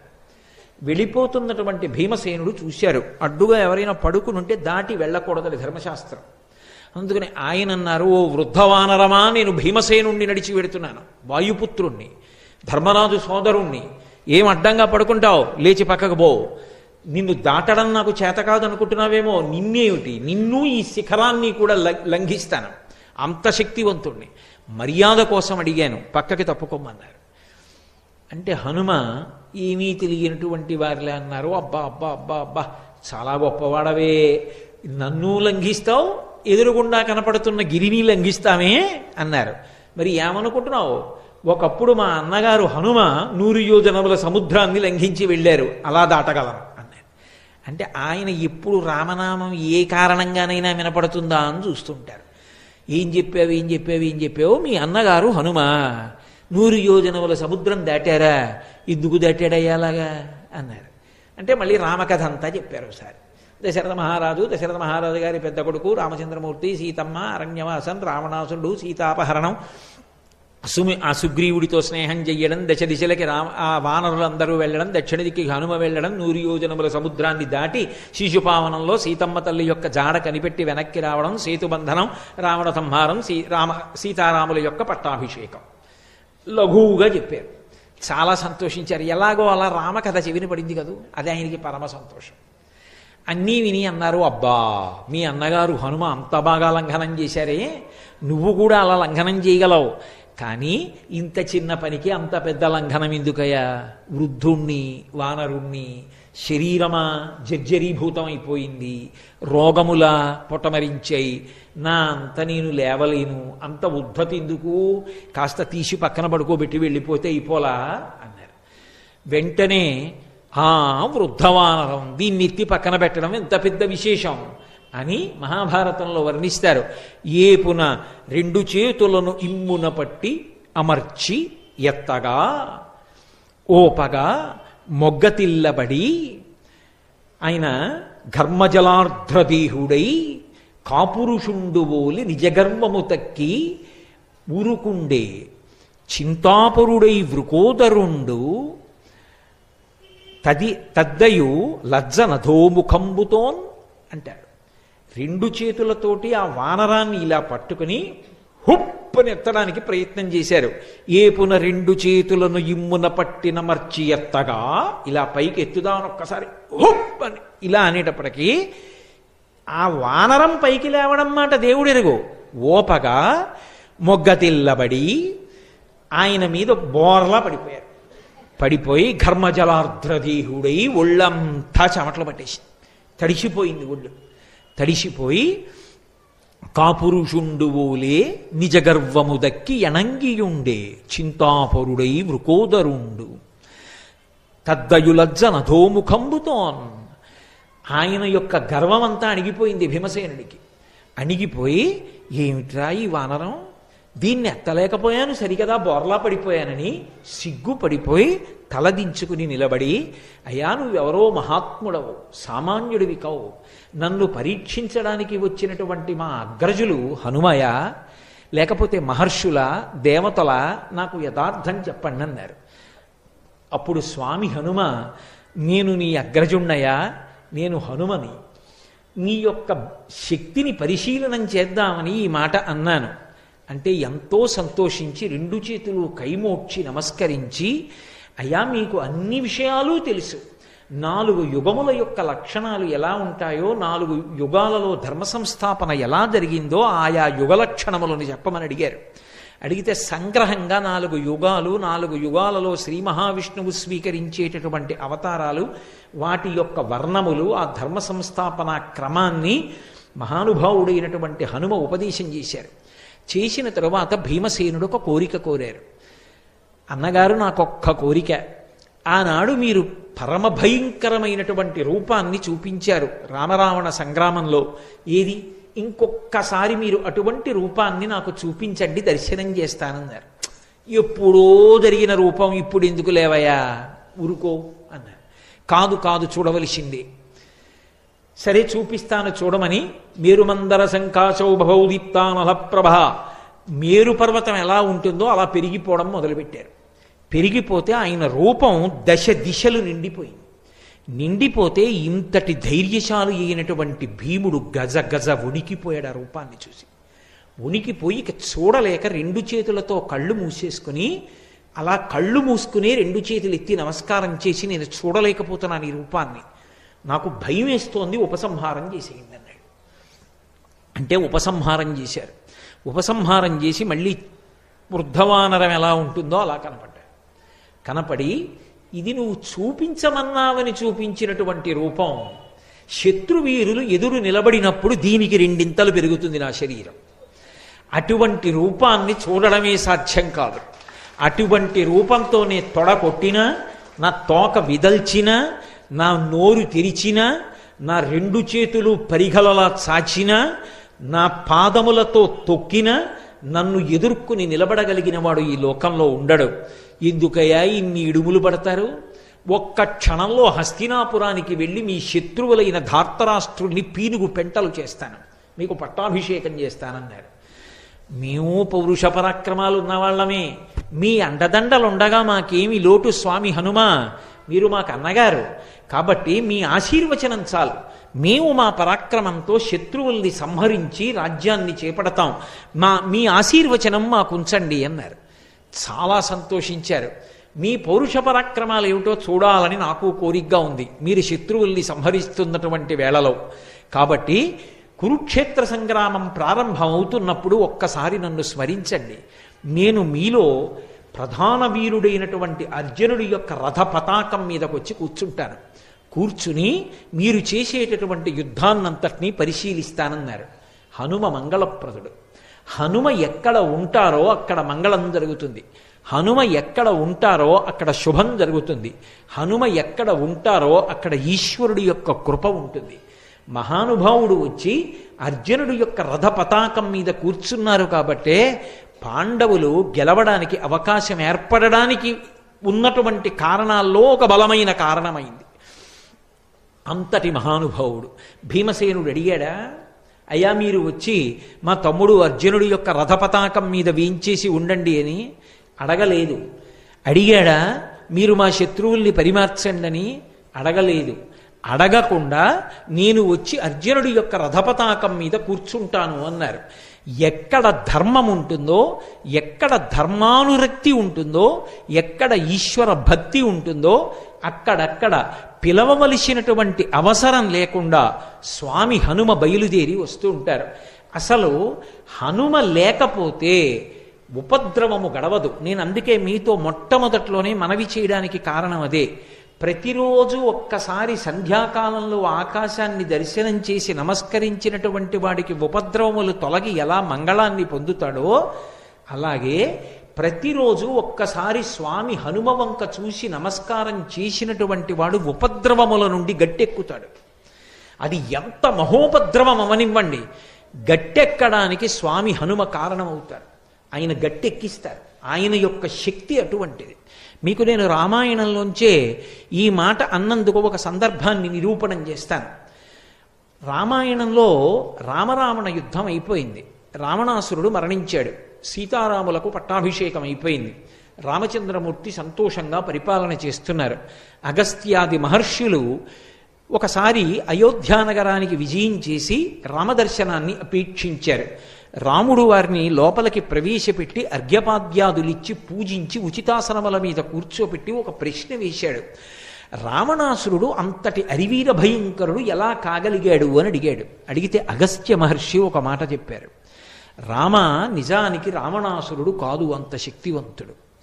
రావణాసురుడి కన్నా శక్తివంతుడు, రావణాసురుడి కన్నా కొన్ని కోట్ల రెట్ల ప్రమాదకారి పరమ భయంకరుడు ఇంద్రజిత్. ఆ ఇంద్రజిత్తు మరణించడం రామాయణంలో పెద్ద మలుపు. వాడు దైవవశం చేత, అదృష్టవశం చేత, మీ పరాక్రమం చేత మడిసిపోయాడు రామా అన్నారు. ఏమిటా ఇంద్రజిత్ విశేషం నాకు చెప్పవలసింది అని అడిగారు రామచంద్రమూర్తి. అప్పుడు చెప్పారు అగస్త్య మహర్షి.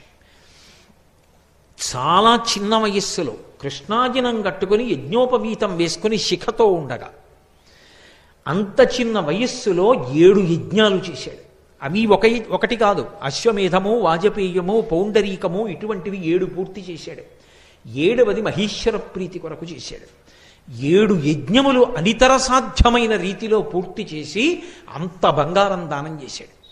చేస్తే పరమేశ్వరుడు ప్రత్యక్షం అయ్యాడు. నీకేం కావాలని అడిగాడు. నాకు తామసీ విద్య కావాలన్నాడు. తామసీ అంటే ఆ వ్యక్తి యుద్ధానికి బయలుదేరితే చీకట్లు సృష్టిస్తాడు. కటిక చీకటి అయిపోతుంది. ఆ కటిక చీకట్లో వ్యక్తి ఎక్కడున్నాడో ఎవరికీ తెలియదు. ఆయన యొక్క నిలబడిన ప్రదేశం ఎవరికీ గుర్తించడానికి యోగ్యంగా ఉండదు, ఎవరికీ తెలియడు. ఆ చీకట్లో ఉంటాడు. రథం కూడా దివ్యరథం ఉంటుంది. అది ఈశ్వర ప్రసాదంగా వచ్చిన దివ్యరథం. దాని గుర్రాలు అంతే, అక్షయబాణ తుణీరాలు అంతే. అందులో ఉండి చీకట్లోంచి మేఘముల చాటు నుంచి బాణాలు విడిచిపెడతాడు. ఎంతమందినైనా పడగొడతాడు. అసలు బాణం ఎక్కువ పెట్టడానికి ఎక్కడున్నాడో తెలియదు ఎవరికి. అటువంటి గుర్రాన్ని, అటువంటి గుర్రాల్ని, అటువంటి రథాన్ని, అటువంటి అక్షయబాణ తూణీరాల్ని, తామసీ విద్యని పొందాడు. పొంది రావణాసురుని యొక్క ఆశీర్వచనాన్ని పొందాడు. ఒకప్పుడు రావణాసురుడు స్వర్గలోకం మీదకి దండయాత్ర చేసి దేవేంద్రుడితో యుద్ధం చేశాడు. దేవేంద్రుణ్ణి ఇంకా గెలవలేదు, కానీ బడలిపోయాడు. ఆ బడలిపోయి ఉన్నప్పుడు బయలుదేరి వచ్చాడు ఇంద్రజిత్తు. తనకున్నటువంటి తామసీ విద్యని ఆవిష్కరించాడు. వెంటనే ఇంద్రుణ్ణి బంధీకృతుణ్ణి చేశాడు. రథంలో పెట్టుకుని రావణుడి దగ్గరికి వచ్చారు. నాన్నగారు, యుద్ధం అయిపోయింది, ఇంద్రుణ్ణి బంధించేశాను, పదండి అంతఃపురానికన్నాడు. తెల్లబోయాడు రావణాసురుడు. ఇంతటి అరివీర భయంకరుణ్ణి, ఇంతటి తపశ్శాలిని మీరు ఓడించలేదు. వీడు గెలిచేశాడు ఇంద్రజిత్తు ఆ ఇంద్రుణ్ణి. ఇంద్రుడిని బంధించి లంకాపురానికి తీసుకొచ్చి అంతఃపురంలో కారాగారంలో ఉంచాడు. ఇప్పుడు పులస్త్య బ్రహ్మ చతుర్ముఖ బ్రహ్మ ఇద్దరూ బయలుదేరి వచ్చారు. ఇంద్రుణ్ణి బంధించడం మర్యాద కాదయా, విడిచిపెట్టు. కానీ ఇంద్రుణ్ణి గెలిచిన వాడివి కాబట్టి ఇక నుంచి నిన్ను మేఘనాథుడని పిలవరు, ఇంద్రజిత్ అని పిలుస్తారు. ఆయన అన్నాడు, ఇంద్రుణ్ణి విడిచిపెడతాను, కానీ నాకు మరణం లేకుండా వరమిమ్మన్నాడు. అసలే అంత భయంకరమైనటువంటి తామసీ విద్య చేతిలో ఉన్నవాడు, ఈశ్వరానుగ్రహ సంపన్నుడు, ధర్మమును విడిచిపెట్టినవాడు, ఏ ప్రమాదం తెస్తాడోనని బ్రహ్మగారు అన్నారు. అలా చిరంజీవిత్వాన్ని ఇవ్వడం కుదరదు. ఈ లోకంలో పుట్టిన వాళ్ళందరూ వెళ్ళిపోవలసిందే. అందుకే ఇది మర్త్యలోకము అని పిలవబడుతుంది. కాబట్టి శరీరం విడిచిపెట్టాలి. కానీ ఇంద్రుణ్ణి గెలవడం కన్నా గొప్పతనం లోకంలో ఎక్కడుంది? నిన్ను నేను నా నోటితో ఇంద్రజిత్ అని పిలుస్తున్నాను. అప్పుడు ఇంద్రజిత్ అన్నాడు, అయితే పోనీ ఒక వరం ఇవ్వండి. నేను ప్రతిరోజు నికుంభిలకి హోమం చేస్తాను. లంకాపట్టణంలో ఉండేటటువంటి దేవత, ఆవిడికి హోమం చేసినప్పుడు చాలా ఉగ్రమైన హోమం చేస్తాడు. నెత్తురు అందులో పోసి నల్లమేకని పళ్ళతో పట్టి పీకుతాడు, పీకి హవ్యం ఇస్తాడు. అటువంటి హోమం చేస్తాను. హోమం పూర్తి చేసి రథం ఎక్కితే ఇక నన్ను ఓడించగలిగిన వాడు 3 లోకముల యందు ఉండకూడదు. తథాస్తు వరమిచ్చాడు. అందుకే ఇంద్రజిత్తుని ఎవరూ నిగ్రహించలేరు. అటువంటి ఇంద్రజిత్ రామాయణంలో ఏ కారణానికి పడిపోయాడో తెలుసా? అసలు మీరు యుద్ధకాండ చదివితే రామాయణం ఇంతకుముందు ఎప్పుడూ చదవలేదు, ఇదే మొట్టమొదటిసారి. అసలు రామకథ ఏమిటో తెలియదు అనుకోండి, ఉద్విగ్నతతో వెంట్రుకలు నిక్కపొడుచుకుంటే అసలు ఏమవుతుందని. రామరావణ యుద్ధం కన్నా ఇంద్రజిత్ యుద్ధం అలా ఉంటుంది యథార్థానికి. వాడు బ్రహ్మాస్త్రం వేసి బంధించాడు రామలక్ష్మణంలో. ఒకసారి మాయాసీతని తీసుకొచ్చాడు రథంలో. హనుమంతటి వారు నమ్మేశారు నిజంగా సీతని. ఎందుకంటే అశోకవనంలో హనుమ దర్శనం చేసినప్పుడు కృషీభూతయి సీతమ్మ ఎలా ఉంటుందో అటువంటి సీతమ్మని మాయాసీతని సృష్టించాడు. సృష్టించి ఆవిడ్ని కర్ర పెట్టి కొడుతూ తీసుకొచ్చాడు. ఆవిడ అరుస్తుంటే ఆ బాధ చూసి యుద్ధం చేస్తున్న వానరులందరూ తెల్లబోయి ఆగిపోయారు. హనుమ అంతటి వారు దుర్మార్గుడా, కులకాంతని కొడుతున్నావు, నాశనం అయిపోతావురా అన్నారు. కొట్టడం ఏమిటి? ఈమె కొరకు కదా మీరు యుద్ధానికి వచ్చారు, ఈమె మీకు దక్కకుండా చేస్తానని ఖడ్గం తీసి కంఠం నరికించాడు. సీతమ్మ మరణించింది అనుకుని రామలక్ష్మణులు అంతటి వాళ్ళు మూర్చిపోయారు. లక్ష్మణస్వామి తెలివి పొంది రామచంద్రమూర్తిని ఊరడించాడు. ఇంకేమి రామాయణం అసలు. వానరులందరూ దిక్కులు పట్టి పారిపోయారు. హనుమంతటి వారు కూడా నిర్వేదానికి గురైపోయారు.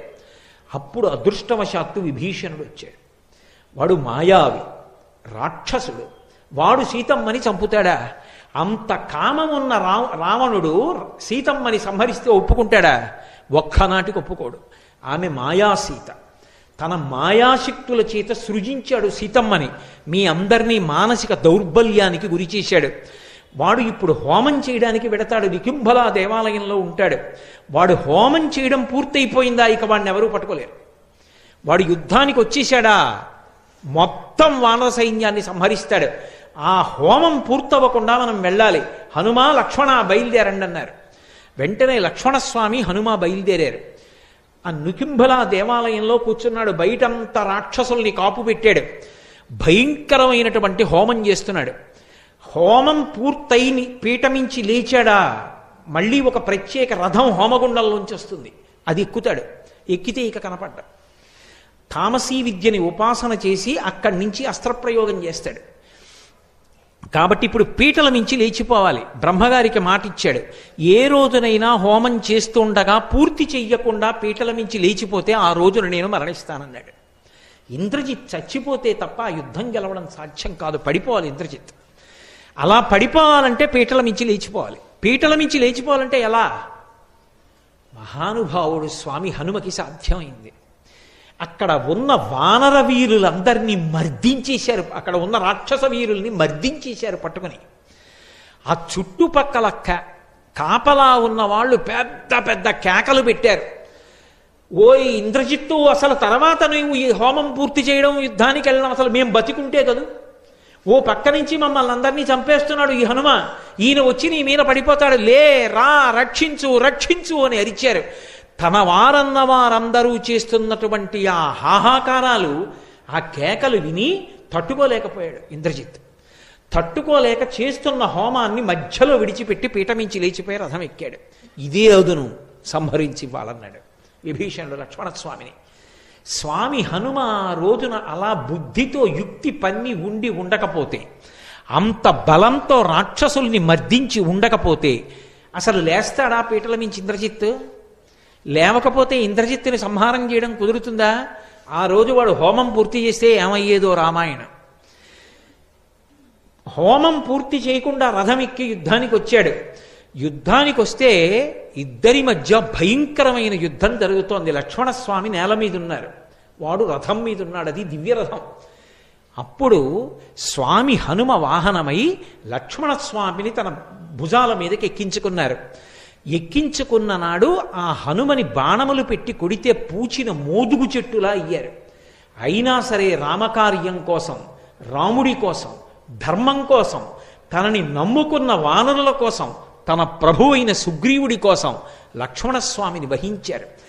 భయంకరమైనటువంటి యుద్ధం ఇద్దరికీ మధ్య జరిగింది. అంత భయంకరమైనటువంటి యుద్ధం జరిగితే ఆ యుద్ధంలో చిట్ట చివరికి రౌద్రాస్త్రాన్ని ప్రయోగించాడు. రథాన్ని పడగొట్టాడు, సారథిని పడగొట్టాడు. చిట్ట చివరికి ఇంద్రజిత్తు ఇవన్నీ పోయినా సరే చేతిలో ఖడ్గాన్ని పట్టుకొని వేరొక ధనస్సు తీసుకుని లక్ష్మణస్వామి మీదకి యుద్ధానికి వచ్చాడు. ఐంద్రాస్త్రాన్ని ప్రయోగించి రామాయణానికి మూలమంత్రం అంటారు. ధర్మాత్మ సత్యసంధశ్చ రామో దాశరథిర్యది పౌరుషీచా ప్రతిద్వంద్వశరైనం జహిరావణిం. ఈ మాటలు చెప్పి రావణుని యొక్క కుమారుడైన ఈ ఇంద్రజిత్తు మరణించుగాక అని బాణప్రయోగం చేస్తే అప్పుడు ఇంద్రజిత్తు యొక్క శిరస్సు ఛేదింపబడింది. స్వామి హనుమ లేకపోతే అసలు ఆ ఇంద్రజిత్తు సంహారం చెయ్యడం అనేటటువంటిది అంత తేలికగా జరిగి ఉండేదా అనే ఆలోచన చేస్తే అసలు అది అంత తేలికగా జరిగేటటువంటి కార్యం కానే కాదు. మహానుభావుడైనటువంటి హనుమ ఆర్తత్రాణపరాయణుడై ఎక్కడ ఎవరు ఎలుగెత్తి హనుమాని పిలవనివ్వండి, పరమ సంతోషంతో పరుగు పరుగున వచ్చి కాపాడతారు. ఆయన్ని పిలవక్కర్లేదు, ఆయన పేరు పెట్టి రామనామం చెప్తే చాలు పరమ ప్రసన్నుడైపోతారు. అందున ఆశ్చర్యం ఏమిటంటే సంవత్సరం మొత్తం మీద తప్పకుండా రామనామం కంఠ ఉన్నందుకు గళమెత్తి చెప్పవలసిన రోజు ఏదైనా ఉంటే ఇవ్వాలే. మార్గశిర మాసంలో వచ్చినటువంటి శనివారం. ఈ శనివారం నాడు ఎవరు రామనామ సంకీర్తనం చేస్తారో వాళ్ళందరికీ కూడా హనుమ యొక్క కృప విశేషంగా కలుగుతుంది. అంతటి మహానుభావుడు. ఒకరినేమి, ఆయన ఒకానొకనాడు తరిగొండ వెంగమాంబ గారిని రక్షించలా. తల్లి ఎక్కడో తరిగొండలో పుట్టారు, తిరుకొండ చేరుకున్నారు. తిరుకొండ తిరుమల, తరిగొండ వెంకటాచల క్షేత్రానికి దగ్గరలోనే ఉంటుంది. నరసింహస్వామి బిడ్డలు లేకపోతే కానాల కృష్ణయ్య మంగమ్మ అనేటటువంటి దంపతులు వెంకటాచలంలో వెంకటేశ్వర స్వామి వారిని ఉపాసన చేస్తే ఆయన అనుగ్రహంగా పుట్టింది. అందుకని వెంకమ్మ అని పేరు పెట్టుకున్నారు. చిన్నప్పటి నుంచి ఎప్పుడూ పూజలు భజనలు సంకీర్తనలు చేసేదావిడే. ఈ పిల్ల ఆడపిల్ల ఇక్కడ ఇలా భక్తిలో మునిగిపోతే రేపు పొద్దున్న అత్తవారింట్లో ఎలా పేరు తెచ్చుకుంటుంది? పెళ్లి చేయండి, మార్పు వస్తుందన్నారు. వెంటనే వెంకటాచలపతి అనబడేటటువంటి ఒక వ్యక్తిని చూసి వివాహం చేశారు. ఇంకా కాపరానికి వెళ్ళనే లేదు, ఆ భర్త గారు శరీరం విడిచిపెట్టాడు. నేను విధవని కాను, నేను ఎప్పుడో వెంకటేశ్వరుడు ఇల్లాలని, నాకు పెళ్లి చెయ్యొద్దని చెప్పేది ఆవిడ. అందుకని ఆవిడ సౌభాగ్య సూచనలను విడిచిపెట్టలేదు. విడిచిపెట్టకపోతే ఆ తరిగొండలో నేను ఆ తరిగొండ వెళ్ళి ప్రత్యేకంగా ఆ నరసింహస్వామి దేవాలయం, వేంగమాంబ గారు తిరిగిన ప్రాంతాలు దర్శనం చేసి పరమ పరవశత్వాన్ని పొంది వచ్చాను ఒకప్పుడు.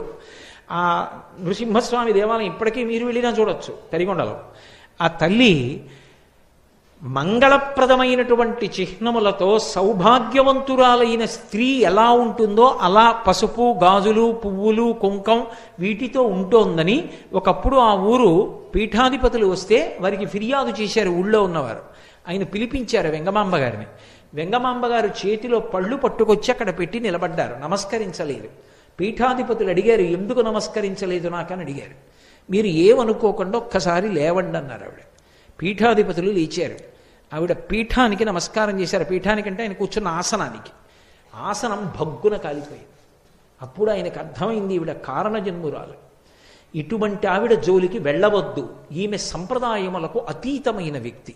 అన్నీ ఒక గాట కలిపి మాట్లాడకూడదు, ఆమె సంప్రదాయాతీతమైన వ్యక్తి అని పీఠాధిపతులు చెప్పిన తరువాత కొన్నాళ్ళు ఆవిడ జోలికి వెళ్ళలేదు.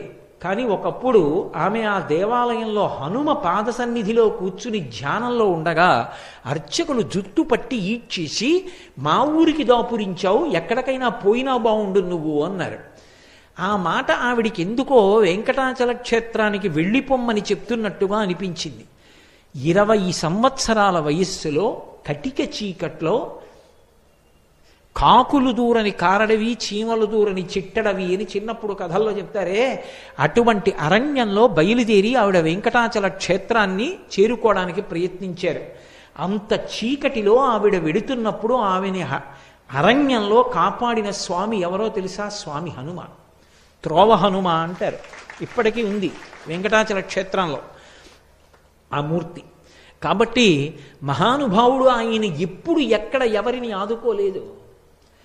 స్వామి అని పిలిస్తే చాలు, ధర్మం కోసం, ధర్మమునందు అనురక్తి ఉన్న వారి కోసం పరుగు పరుగున వచ్చి కాపాడారు. ఆయన సంగీతమునందు కూడా అంతటి మహాప్రవేశం ఉన్నటువంటి వారు. పరాశర సంహితలో ఒక విషయం చెప్తారు, ఆయన ఎంత వినయమున్నవారో. గర్వం అన్న మాటకు ఆయన అంత వ్యతిరేకి. గర్వం అంటే ఆయనకు అసహ్యం. ఒకానొకప్పుడు గరుత్మంతుడు అహంకారాన్ని పొందాడు. నా అంత గొప్పవాడు ఎక్కడున్నాడు? శ్రీ మహావిష్ణువుకి వాహనాన్ని. ఎటువంటి వారినైనా నా ముక్కుతో చీల్చి చెండాడగలను, నా రెక్కలతో కొడతాను, నా పాదములతో గోళ్లతో చీల్చేస్తానని గమనించాడు కృష్ణ భగవానుడు. ఒకేసారి గరుత్మంతుడికి సత్యభామకి కూడా గర్వభంగం చెయ్యాలనుకున్నాడు. గరుత్మంతుణ్ణి పిలిచి, ఓ వైనతేయ, నువ్వు వెంటనే వెళ్ళి, అదిగో గంధమాదన పర్వతం మీద పర్వత గుహలో పడుకుని ఉన్నారు హనుమ, నేను పిలుస్తున్నానని చెప్పి వెంటనే తీసుకురా అన్నారు. హనుమని తీసుకురావడం పెద్ద విషయం ఏమిటి? ఉత్తర క్షణంలో బయలుదేరి వెళ్ళారు గరుత్మంతుడు మంచి అతిశయంతో. అక్కడ గుహలో యోగనిష్టలో ఉన్నారు.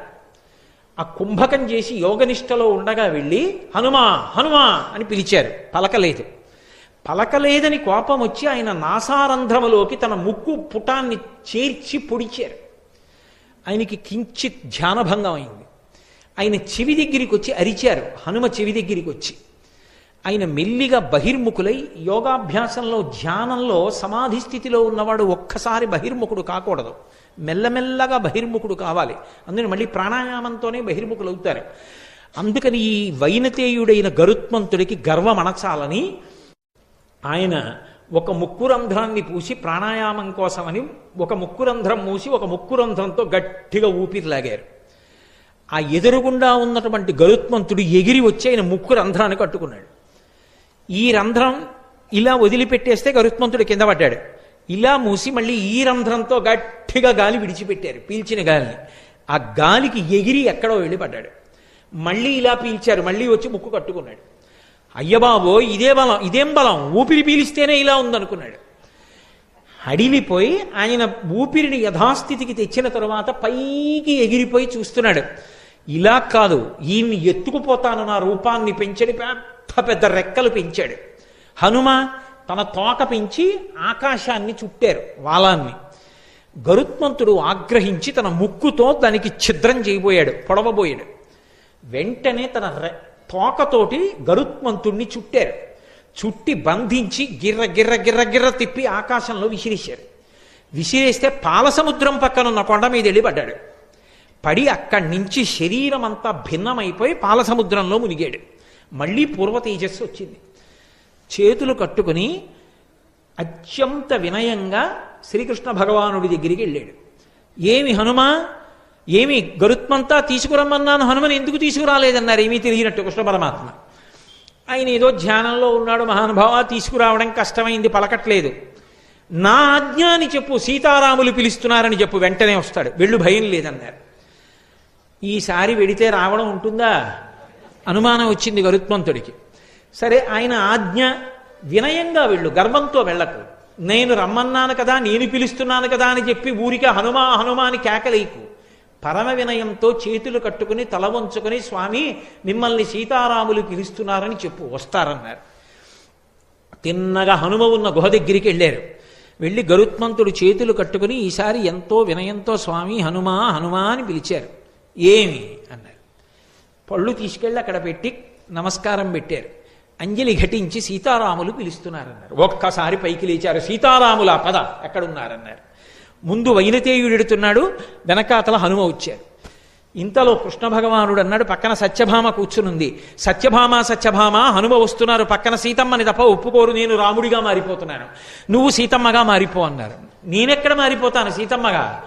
అలా సీతమ్మే కావాలంటే కావాలనమనండి, నేను కృష్ణుడిగా ఉన్నాను సత్యభామని చెప్పండి. అయినా అలా ఎవరు మారతారు? రుక్మిణీదేవి మారుతుంది అన్నాడు కృష్ణ భగవానుడు. ఆవిడికి మరీ ఆగ్రహం వచ్చింది. అబ్బా, రుక్మిణీదేవి సీతమ్మ అయిపోగలదే, అయితే రుక్మిణీదేవిని పిలిచి కూర్చోబెట్టుకోండి, మారుతుందేమో చూద్దాం. రుక్మిణీదేవి మారలేదని ఆవిడ ఆశ. ఆయన వెంటనే వచ్చేస్తున్నారు స్వామి హనుమ, రా రా రుక్మిణి రా అని పక్కన కూర్చోబెట్టుకున్నారు. అనగా ఆదిలక్ష్మి అయిన రుక్మిణి తోడ క్రీడ సల్పుచున్న కృష్ణ చూచి కదూ, ఆవిడే ఆదిలక్ష్మి, ఆవిడే ఒకప్పుడు సీతమ్మగా వచ్చింది. శ్రీరమ సీతగాక నిజ సేవక బృందము వీర వైష్ణవాచార జనంబుగాక విరజానది గౌతమిగాక వికుంఠమున్నారయ భద్రశైల శిఖరగ్రముగాక వసించు చేతనోద్ధారకుడైన విష్ణుడవు దశరథి కరుణాపయోనిధి అంటారు గోపరాజు గారు. రుక్మిణీదేవి సీతమ్మగా మారిపోయింది. కృష్ణ భగవానుడు రాముడైపోయాడు. హనుమ గబగబా లోపలికి వచ్చారు. రామా రామా రామా పరమ సంతోషం. ఆయన చుట్టూ ప్రదక్షిణం చేసేశారు. ప్రదక్షిణాలు చేసి ఆయన కాళ్ళ మీద పడిపోయి నమస్కారం చేశారు. వెంటనే ఆ సీతమ్మ మెళ్ళలోంచి హారాన్ని తీసి రాముడికి ఇచ్చింది. రాముడు ఆ హారాన్ని తీసి హనుమకిచ్చి, హనుమ ఎప్పుడు ఈ హారాన్ని పక్కన పెట్టకు, మెడలో వేసుకో. తప్పకుండా వేసుకుంటానని మెడలో వేసుకున్నారు. కొన్ని పళ్ళిచ్చి, హనుమ చాలా సంతోషం, నువ్వు మళ్ళీ యథేచ్ఛగా గంధమాదన పర్వతాన్ని చేరుకుని నీ గుహలో కూర్చుని ధ్యానం చేసుకో. హే భగవన్, మీరు మళ్ళీ సీతారాములుగా దర్శనమిచ్చారు, పరమ సంతోషం అని సంతోషపడిపోయి భజన చేసుకుంటూ ఎగురుకుంటూ హనుమ వెళ్ళిపోయారు. అటు సత్యభామ ఇటు గరుత్మంతుడు కూడా అతిశయం ఎంత చెడ్డదో తెలుసుకున్నారు. అప్పుడు చెప్తారు పరాశర సంహితలో, ఆయన పాట పాడుతూ నృత్యం చేస్తే అంత అద్భుతంగా పాట పాడుతూ నృత్యం చేస్తారట. అందుకే హనుమ గొప్ప గాయకుడు. ఇవాళ మీతో నేను ఒక విషయాన్ని ప్రస్తావిస్తున్నాను. విజయనగరంలో ఒక చిన్న దేవాలయం ఉంది, మీరు కూడా వెడితే తప్పకుండా చూడండి. అందులో హనుమ ఉంటారు, మీరు ఎక్కడ చూడనటువంటి మూర్తిని. తాళం వాయిస్తూ సంగీతం పాడుతూ పరమ సంతోషంతో నృత్యం చేస్తుంటారు ఆయన.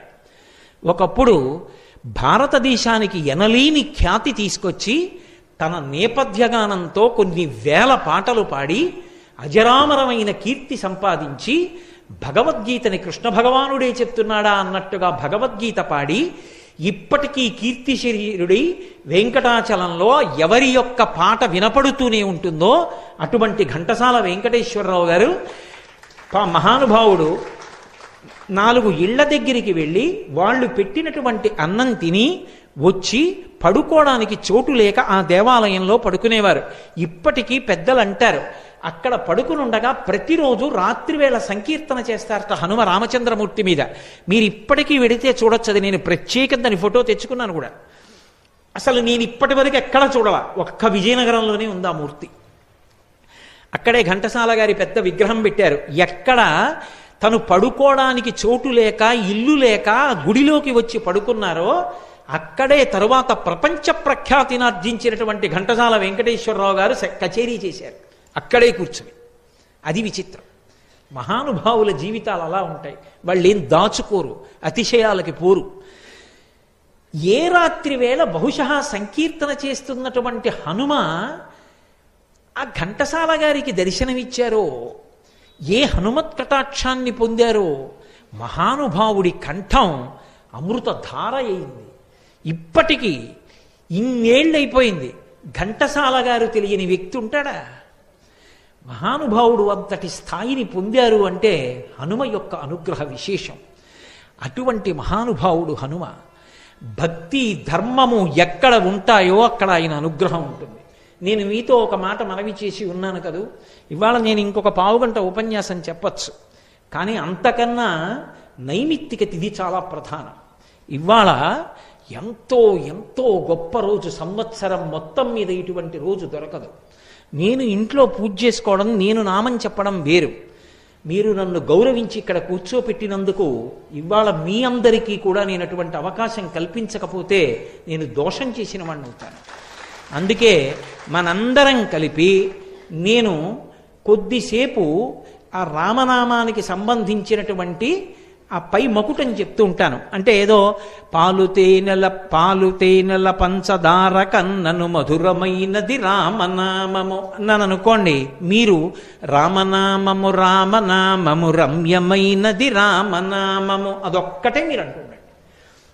ఎందుకని? రామనామము రమ్యమైనది రామనామము అన్నప్పుడు 3 మాటలు రామ రామ రామ అంటారు. మీరు 3 మాటలు రామ రామ రామ అంటే 2 × 5 × 2 × 5 × 2 × 5 2 5 10 10 20 20 100 100 200 205 1000 సహస్రనామ తత్తుల్యం రామనామ వరాననే అన్ని మాటలు ఇవాళ మీరు విష్ణు సహస్రం చేసేసినట్టు. కాబట్టి నేను చెప్తాను, ఎవ్వరూ కూడా మళ్ళీ మనకి భగవంతుని యొక్క అనుగ్రహం పొందడానికి ఇటువంటి తిథులు కలిసి రమ్మంటే రావు. జీవితంలో అవకాశాన్ని వినియోగించుకున్నవాడు ధన్యుడు. అందుకే మీరందరూ కూడా చక్కగా రామనామము రమ్యమైనది రామనామముని గట్టిగా చెప్పండి. పాహి కృష్ణాయ నచు ద్రౌపది పలికినది శ్రీరామనామము నామము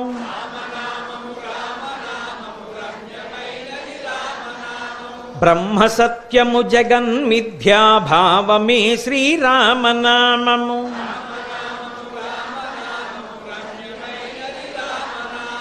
సకల జీవులలోన వెలిగే సాక్షిభూతము రామనామము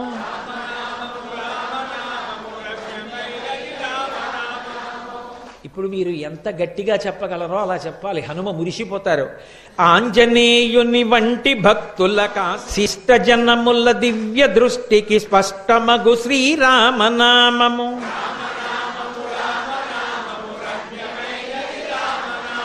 నిర్వికారము నిర్వికల్పము నిర్గుణము శ్రీరామనామము మేరుగిరి శిఖరగ్రమందున మెరయుచున్నది రామనామము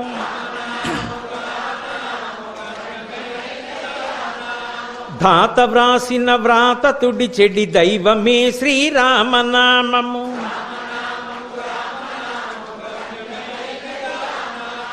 రజతగిరిపతికి నెప్పుడు రమ్యమైనది శ్రీరామనామము